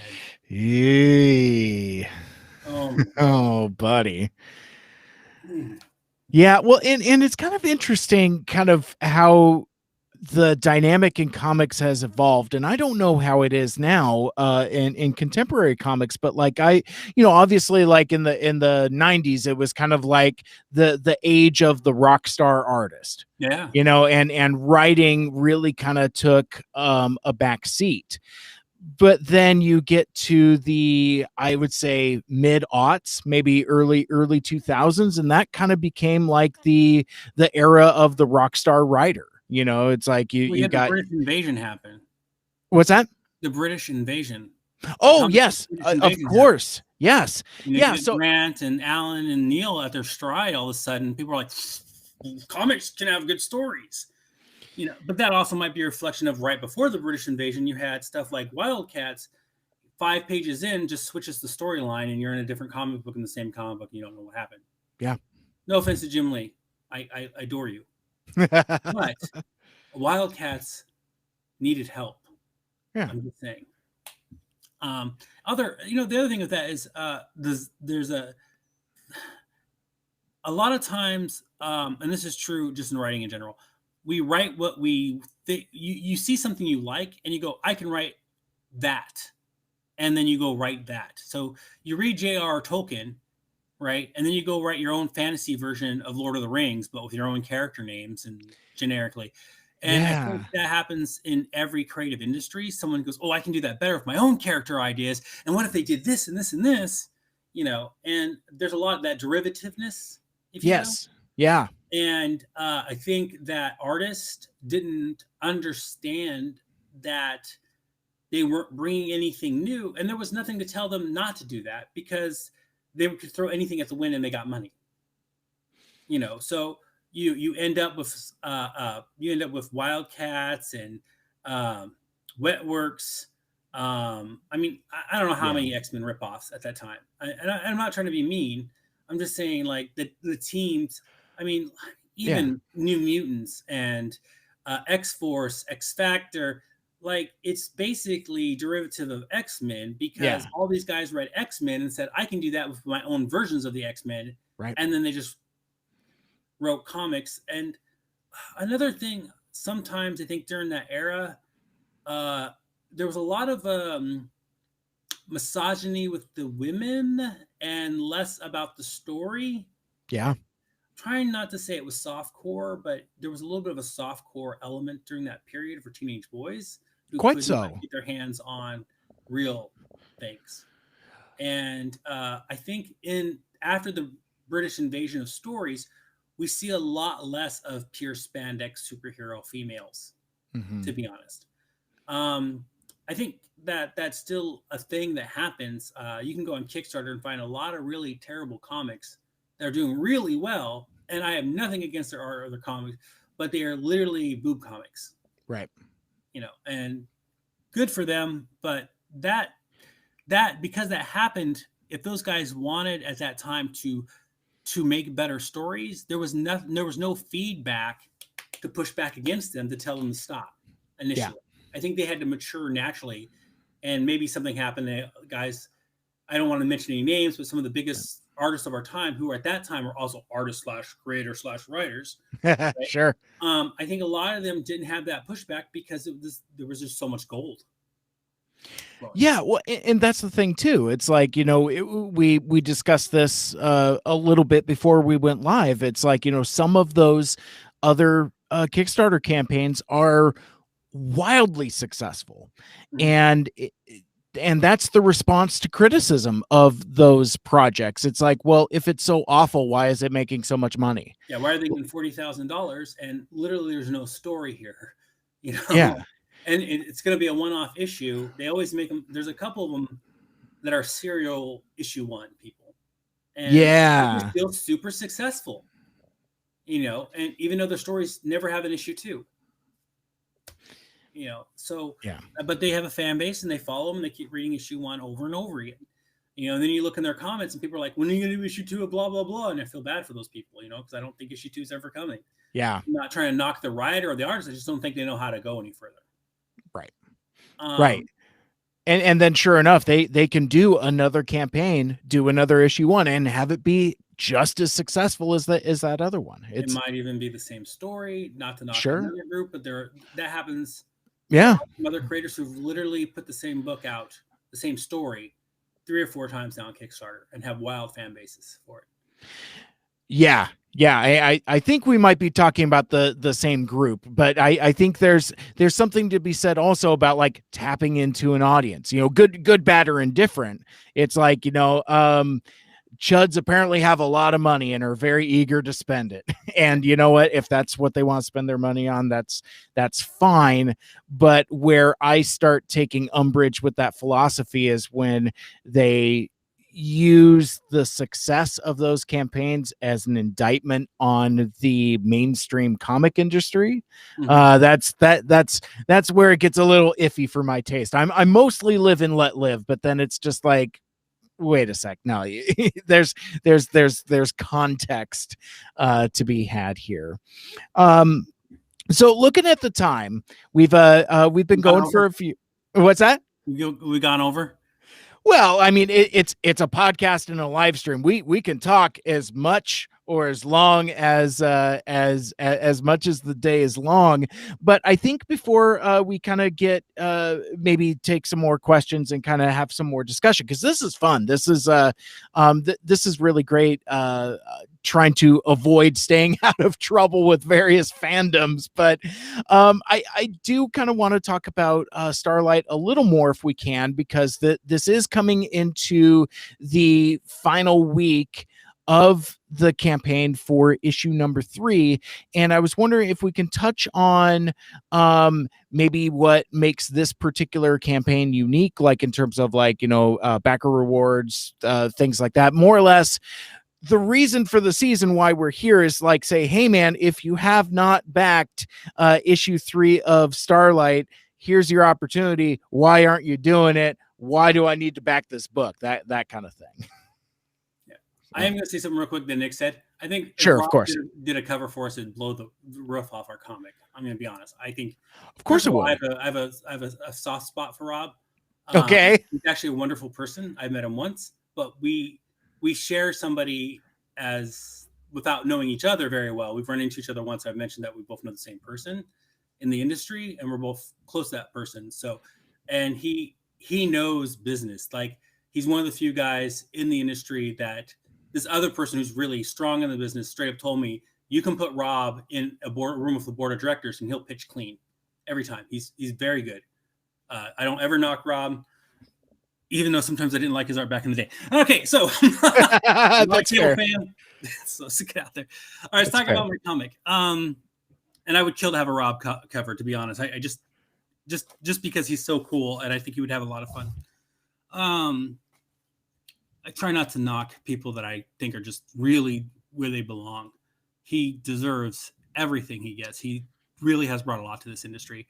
Yeah. Including a Levi's commercial, if I remember correctly. Oh, yeah. And you created X-Force? Yep. Yep. All right, let's look at the rewards. Sure. So rewards. There was a new lesson on rewards. If you scroll down, I have pictured rewards too. I do them both. So good. In our campaign.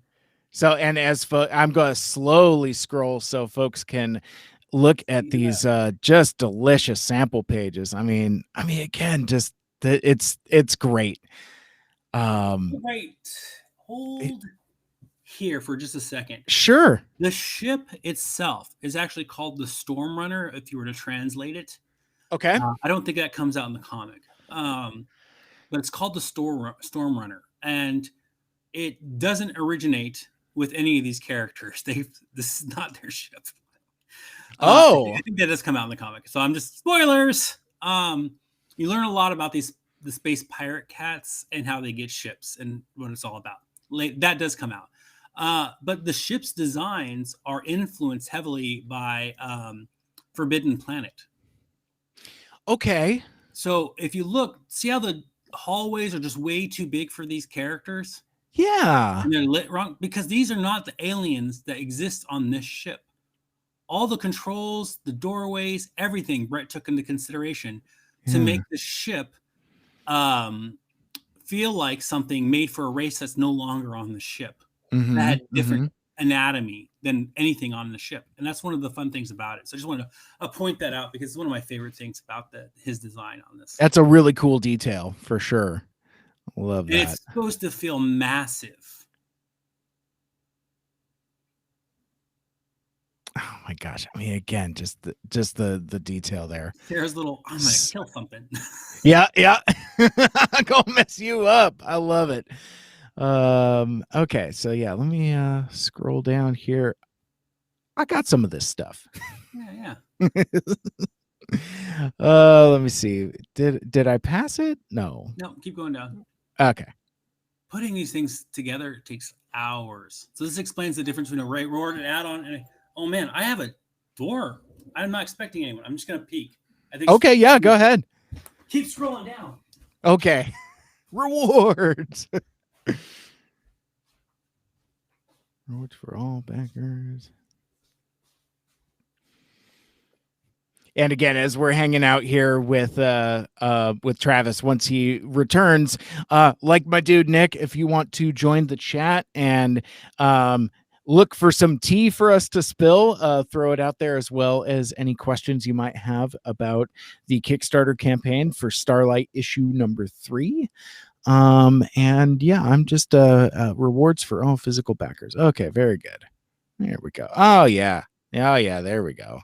That's I think the stuff we're gonna scroll through and chat about. All right, very cool. All the years I've been here, I've never had the delivery people ring the doorbell. It freaks me out. I was like, oh my gosh, did they bring you some Transformers? Like you get some cool shipments? No, darn it. Darn. So this sale's over. I should take this part down. Yes. I got in on some of that though. Yeah. All right, so we can scroll past that. So where would you like me to start? Well, just real quick for any of your listeners, the $4 digital issues.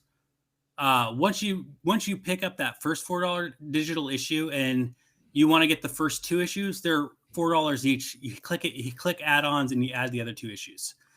We're trying to use add-ons with Kickstarter now to make the rewards less complicated. Yeah. So having a bunch of a bunch of rewards where there's different levels with different previous issues. You hit the $4 digital or you hit the $8 physical, and then you go add the previous issues. So, that's really cool. That's really, really cool and very helpful. I mean, especially something like this that's a serial, in that, like, because I would imagine that some of that potential audience confusion could be like, well, hey, this is issue 3. What about the other issues? It's like, no worries, my dude. It's all here. You can add all of that on. So it's that's a very helpful thing that Kickstarter has added lately. Yeah. Some of the older guys were like, Travis, I don't know if you want to do that. And the newer guys are like, isn't that how you're supposed to do it? So I'm kind of caught in between where I'm like, I'm going to try it, guys. But the older guys are like, don't do it. Too funny.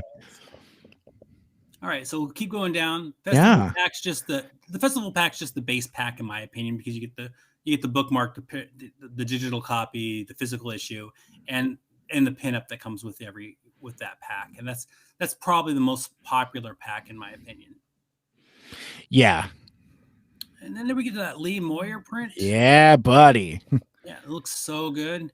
I just got told that I underpriced it and I felt bad, but I thought it was reasonable, try to make that reasonable. Yeah. So you get both the regular cover and the Lee Moyer. And then again, you can add other issues if you want when you do that.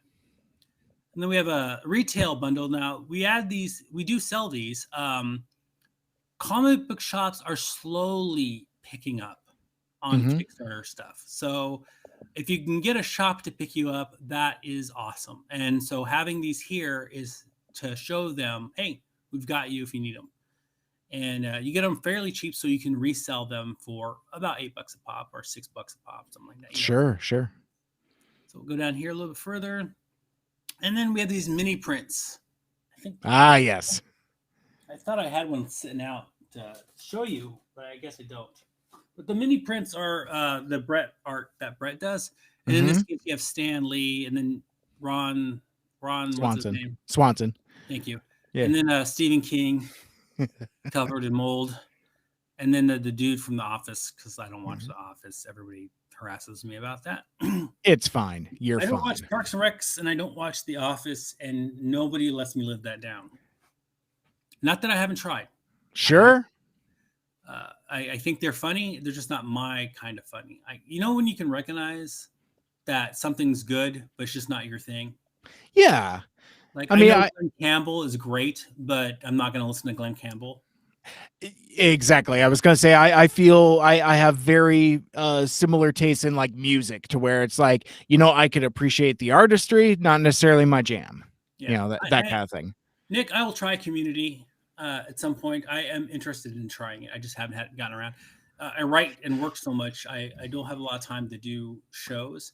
And my partner only watches Bollywood movies.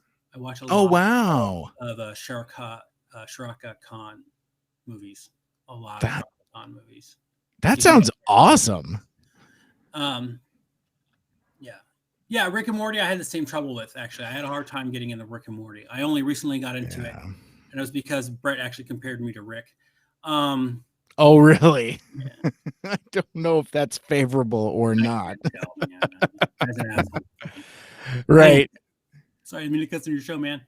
Anyways, okay, so mini prints are awesome, and you can buy those separately too. You can add them to any of the other levels. And then down here, you can just pick up everything.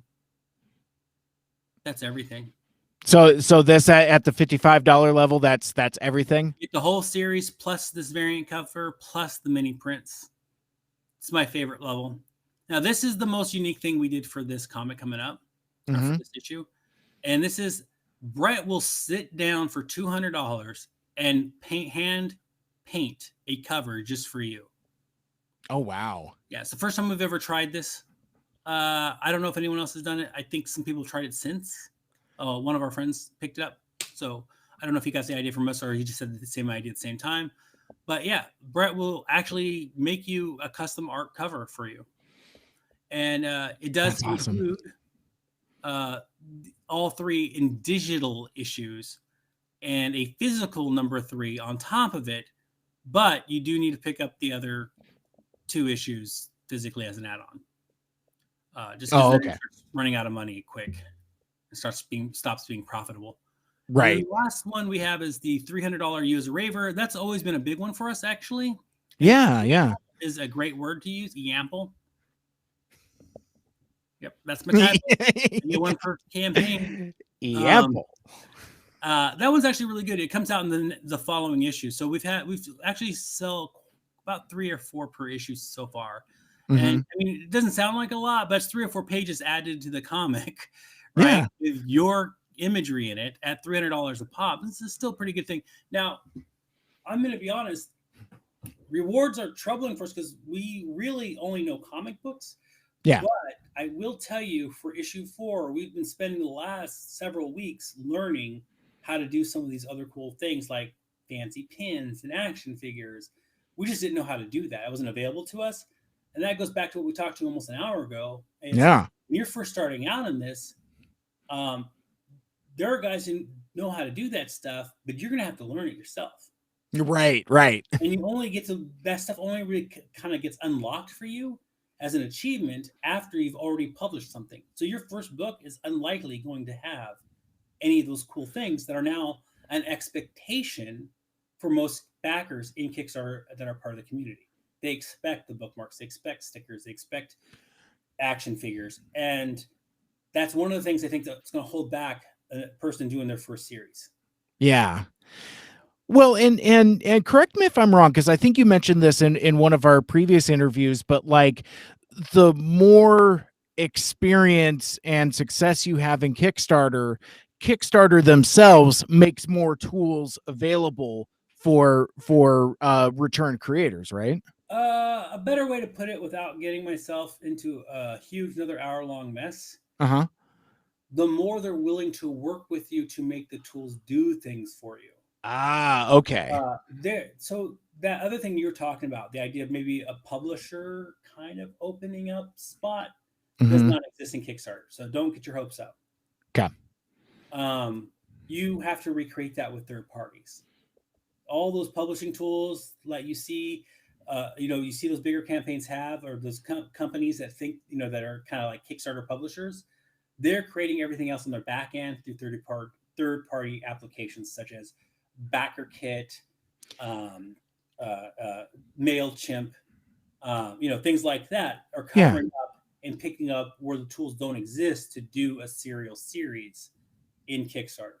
So what does happen is once you're established is they become a lot more friendly with you, and you can speak to them more frequently, and they'll help kind of guide you through their own processes and policies to make sure you are successful without stepping on rules. Because there are some rules that actually kind of break the ability to do serial work, and that's something we all would like to talk to Kickstarter about, but it's not something that has happened yet. But like I said, Kickstarter didn't come into this thinking they were going to have serial Kickstarter people. Right. And how much money would they really make for making that their platform capable for that versus, how much would they spend? Mm-hmm. So in a lot of the things that we would think would be, it'd be really good if Kickstarter did this.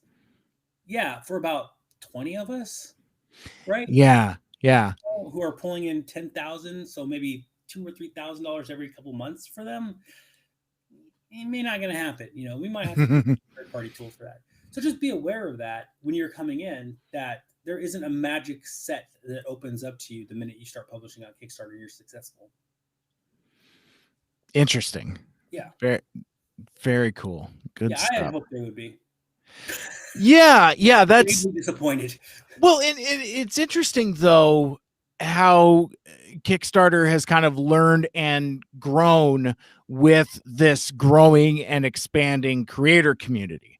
Mm-hmm. It's like folks are creating things, that are kind of outside the bounds of what the platform was really intended to be. Like we just spend a lot of time talking about, it wasn't designed for like serialized projects, for example. So yeah, it's interesting in this current landscape, and I think the evolution has been accelerated due to the pandemic, but and folks doing other new creative projects, but it's a fascinating time in this creative space, because just even what I've seen in the podcasting space. Like, I mean, a year ago, you, me, and Greg were talking on Zencaster. Mm-hmm. Today we're using a video live stream platform that really that was something I never thought I would even mess with, and now it's kind of like weirdly industry standard. All these new tools, and with new tools comes new expectations, and yeah, it's just it's been fascinating to watch how the creator landscape has changed so drastically in like these last 18 months. Yeah. The pandemic kind of forced us to speed that process up, I think. Yeah, well, and as well as accelerated different types of models of because like it's so weird to think about now, but there was a time like in the early to mid pandemic where mainstream comics had stopped. There was no new comics for a stretch there, and even some of those reverberations are still kind of being felt, whereas stuff like this, where it was more creator owned direct to consumer stuff, platforms like this and projects like this kind of flourished. Oh yeah, it was interesting too. Is when we started out, we hit right at the beginning of the pandemic, as you remember, mm-hmm. and we were told not to do it. They're like, pump the brakes. But we were in a weird position where, like you said, mainstream comics had stopped. Our artist is a mainstream artist. So we were like, Greg and I were fine. Like, we work in other industries where okay, well, it's fine. I think pump the brakes. We got other ways, guys like Brett, our friend, our artist, we were all ready to go. And all of a sudden, right before the convention we were going to launch at, because we were going to launch Emerald City, and have a nice big launch and big banner and everything. And Brett really needed income. and now he needed more income because all his gigs flopped off. Yeah. So we went for it, and bam, we hit 10,000 plus on our first campaign, and I have been told since then that's unheard of, and maybe that was too good. Like, it's a hard thing to come back to, but Yeah. I'm glad we did. But like you said, Kickstarter is providing what I would say Kitchen Sink Press did in the 90s for comics. Yeah. Just for one second. Oh, okay. I had to check a message real quick because the girl's like, I'm doing things. Yeah. Check. When you gotta check in. You gotta check in, or you're gonna get in trouble because they're like, "Why aren't you listening to me?" Yep. And Facebook says you never check my message. Or worse, you did check my messages and you haven't answered. I've been watching for 4 hours. Yeah, exactly. Well, I mean, like, so for example, whenever I go to do one of these shows, my wife asked me how long it's going to be. I'm like, oh, we're going to chat for about an hour. She's like, okay, 2 hours then. Perfect. She just knows. Just to multiply it by a factor of 1 at least. I got excited. I got to be honest, Mike. When your show, so we do a tour of shows right now. We're trying to expand that, so we're not doing the same shows all the time. But yeah, I got super excited because you and I actually have a really good time talking, and we both like Transformers. You a little more than me because I just do not have that lore as strong as you do. Sure. One of my best friends. I don't know if you've noticed, but I once wanted to see me post something really unique in Transformers. My best friend I used to throw raids with is a huge Transformer collector. Oh, get out of here! Yeah, and so like. His collection, he has big giant glass cases in a room, those big display 4 glass cases of just all his stuff. Yeah. I picked him up the Ghostbusters Optimus one year. Oh, nice. San Diego. Like, just stuff like that's really big. So when your show came up and you're like, hey, can you do this? I was like, yes, because honestly, I know I'm going to have a good time talking with you. Well, I appreciate you taking the time. It is always fun kicking with you, and it's always fun kicking it with Greg too. But I like that in our interviews that we've done for each subsequent campaign for Starlight, the dynamic's been different. Like, first it was you, me, and Greg, and then it was you, Greg, and Brett, and me.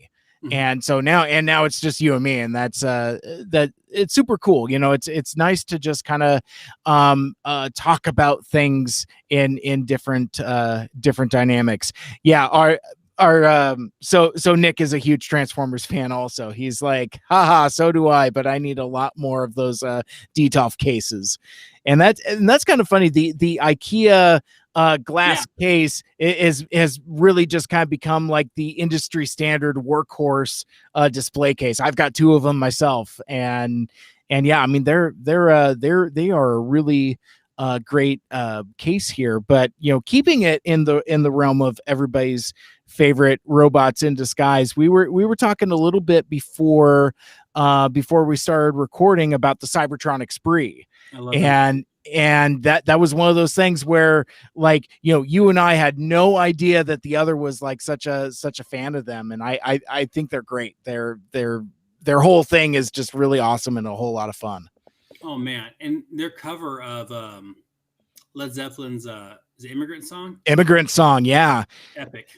That actually went legit viral year before last, and so much so to where folks were sharing it with me, like, oh man, these folks are dressed up like Transformers, but but man, the song is just great. I mean, like the gal RC, she's she has got some killer pipes to where it's like, if anybody is familiar with that Transformers the movie soundtrack, a lot of it is kind of like hair metal of the 80s, and she does all of those parts, all of like the deep throated, high pitched wail, and makes a lot of those metal covers that they do just phenomenal. And to hear her do a riff on Robert Plant was just really great. I'm not a huge Zeppelin guy, but I really enjoyed that. I thought they did a great job with that.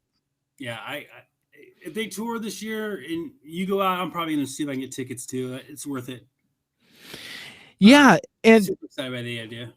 well, and it's interesting because they are in Cyber Toronto, and we know Canada is kind of going through their own set of difficulties with regards to the Rona and lockdowns.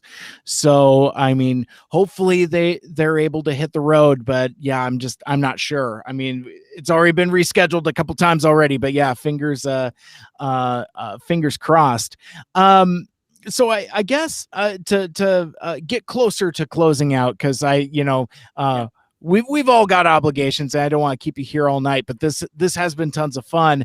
I forget in our conversations, how do you feel about that 1986 Transformers movie? Do you have yeah Yeah. that time that the truck robot died made you sad? No, it wasn't even that. It was Jack Jeep, the Jeep. It was my favorite Transformer. Oh, Ironhide? Is he the Jeep? Well, he's the van. He's the dude that gets his face blowed off. No. But okay. That messed me up too. I had nightmares about that. Yeah. Nightmare fuel. Oh my god. I had him, and he was my favorite Transformer for years. I love Jeeps. Mm. He dies too in that sequence. And then Ironhide's face catching fire and spewing out flames. Yeah. Jesus. Holy gosh. So we went to go see Karate Kid 2, I think. Yes. Yeah, that was the same year. We're all playing at the same time. Yep. No, we went and saw Flight of the Navigator, and I wanted to see Transformers the movie. And then I went home and I had nightmares that Optimus Prime died and turned into a bunch of matchsticks. Yeah, basically. He turned super gray. But then I went and saw the movie finally, like a couple days later, and then Optimus Prime died, and it just left me scarred. Yeah. I was seriously wrecked by that film. And then it just takes such a tonal shift because all of a sudden, like, Monty Python's happening. Yeah. You know?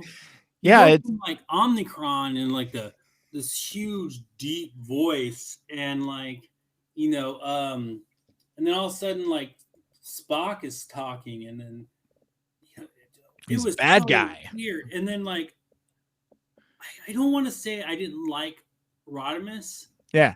But Hot Rod should have never gotten the Matrix. Right. He was a character that didn't exist before the film. That's one of the first problems. Right. Even as a kid, you go, there's something wrong with this narrative. Yeah. That's a great point. I was like, I think it was 9 or 10. And I was like, that doesn't make sense. Yeah. And then the tonal shift didn't make sense to me. I think if you were to nail a moment for the first time where I started really understanding narrative, it would have been my confusion at Transformers, the movie. Yeah. And tone, because I was like, it starts out all like, ooh, cool, like heavy metal, like the movie Heavy Metal. It starts literally. Yeah. And then you have this happy moment. Okay, we're all happy, music's positive. And then people's faces are exploding that you hear about and you've grown up with, right? And then some jerk off you've never seen or met before becomes the leader out of nowhere with nothing behind him. Yeah. Right. And then we're like on a junk planet singing a song. While Weird Al Yankovic is playing in the background. It's crazy. Stupid, wasn't it? Yeah, absolutely. And that's it was so, I remember leaving the theater, and the only other time I ever felt like that, I'm going to be honest, was conflicted because there's stuff I really liked about it. Like, there's stuff I really love about that movie, right? And it makes me want to watch it again. But I never felt that again until The Last Jedi. That was the only other time I felt that way. I left The Last Jedi with that same conflicted. Yeah, interesting. Some of the same crap. Yeah, that's a fair point. That's interesting. Well, and I bring all of this up, one, because like I have incredible affection for that movie, but this week, to commemorate the 35th anniversary, the Shout Factory is releasing it on 4K Blu-ray. You just said 35 years. Gosh, I did. 35 years. And yeah, so now I'm just gonna jump off the ledge. Not really, but figuratively. But yeah, no, so like there's like a new 4K coming out, a whole line of action figures, and it's really just kind of like reinvigorated that interest in that story, but also. And I wanted to bring this up because being a writer yourself, I one of the various deconstruction superhero stories that I mentioned earlier was Robert Kirkman's Invincible, and that's been doing really well on the Amazon. But um, I heard an interview with him where Kirkman actually cites his experience and trauma watching Transformers the movie as a huge influence on his writing style. And if you take a look at, say, Walking Dead, and how they're eager to cross off main characters, or even like some of the obviously the ultra violence in Invincible, it's not that difficult to believe. And I thought that was that seems to be my interesting factoid for the month, where I'm like, yeah, I never thought of it that way before, but that totally checks out. Yeah, that makes sense. Also, no, I haven't, but I am friends with Corn Howe, who was the artist for Transformers. Nice. Yeah, so Nick jumped in the chat here and asked if Travis has written any Transformers. And is that something you would be interested in? You want to take a crack at the robots in disguise? I would totally take a crack at robots in disguise, and I would in the skies in disguise. Yeah, in the sky. But I would, if I did, so it goes back to the thing where I wouldn't make it to where it's the end of the Autobots story kind of cycle again. I would actually just write a new story, like an episode of the show with a beginning and a middle of the end that doesn't have anything to do with it possibly destroying all the Autobots and Cybertron or something weird. Sure. Or the overall thing. I would definitely write it different.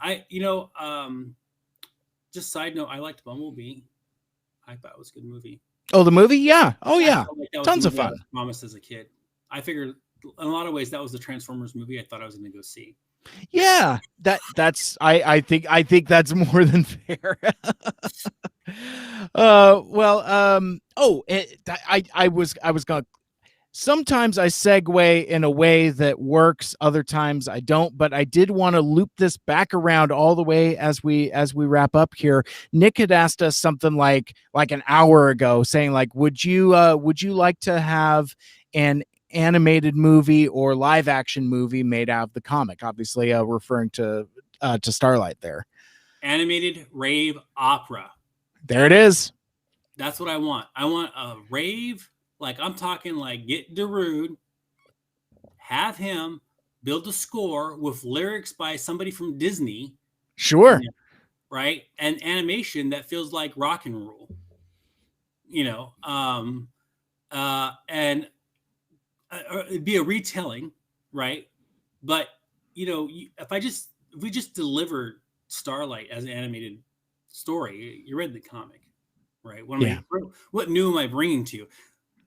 But no one's ever done a rave opera. Yeah. An animated rave opera. Starlight Genetic Opera. Oh, no. That's what I would want to do. I would kind of watch that. I just think it would be a lot of fun to have that music. No one's done it. I don't know how to do it, and that's what makes it awesome. Yeah. Like if it's not gonna shake stuff, then it's not art. It's just them making an animation of the things we've already created. And that's fine. I mean, if someone did that, I'd sign off. I'm not going to lie. I had my agent ask me years ago. He said, he told me later was a deciding factor in signing me was, if I sell this and it becomes big, are you going to be really involved? Do you want to, I said, no, once you sell it, it's theirs. I don't want anything to do with it. He goes, oh, that's the right answer. Yeah. So, I would sell Starlight and be okay with it. But man, if I could get a rave opera that was animated, like with just like, those colors that Brett brought to us, yeah. And just insane music. And I don't know how to incorporate singing into it. I just want to see someone with a lot more strength and power behind them and the knowledge, experimental knowledge, try it. Yeah. Absolutely. All right. Well, Travis, this has been a ton of fun. We got to do it again, and let's do it again sometime before the next Kickstarter campaign for issue 4. You know, kind of maybe get some more of the family together.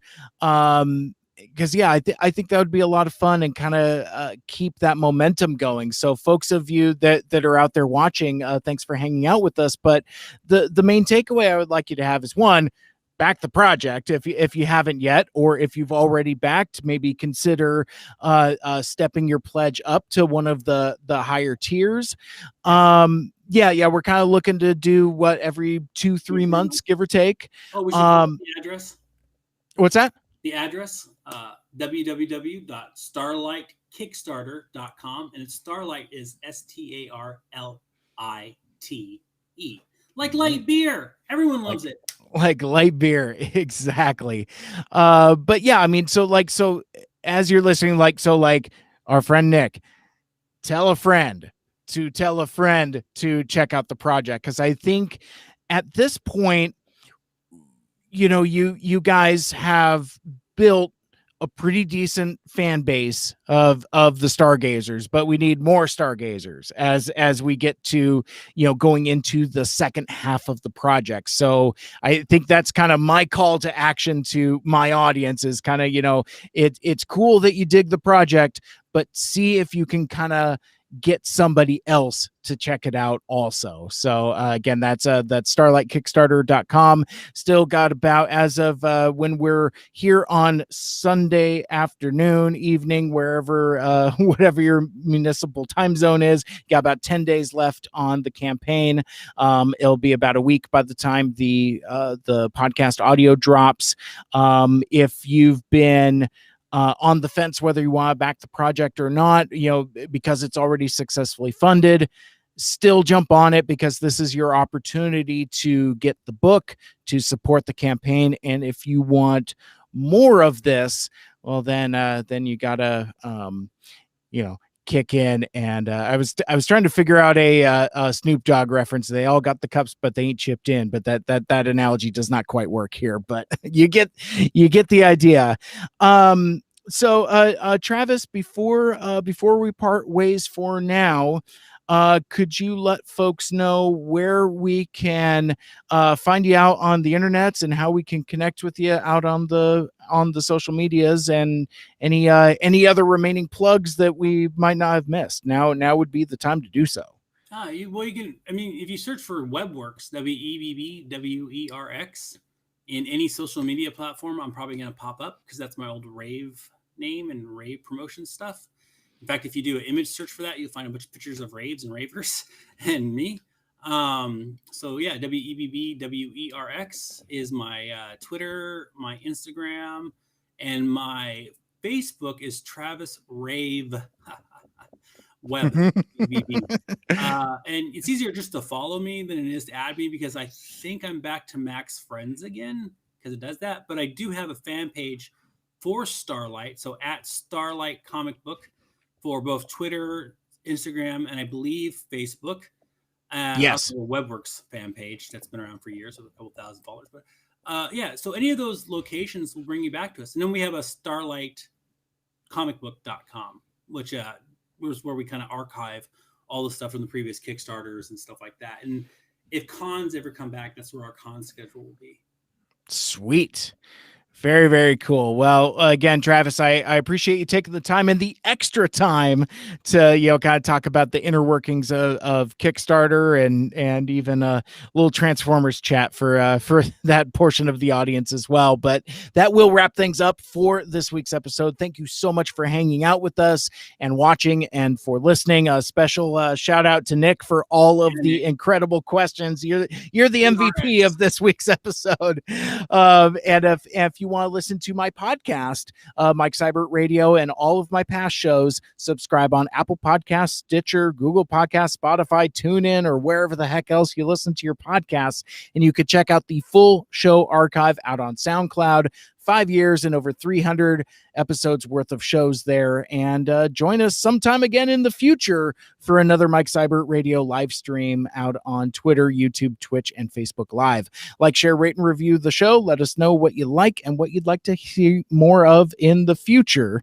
I'm going to do that one more time. Like, share, rate, and review the show. Let us know what you like and what you'd like to hear more of in the future. Like. Mike Seibert Radio is powered by Poddex. For Mike Seibert Radio, my name is Mike. That's Travis. And until next time, get that vax when you're eligible, wear your mask, wash your hands, and more than anything, make good choices. Good night.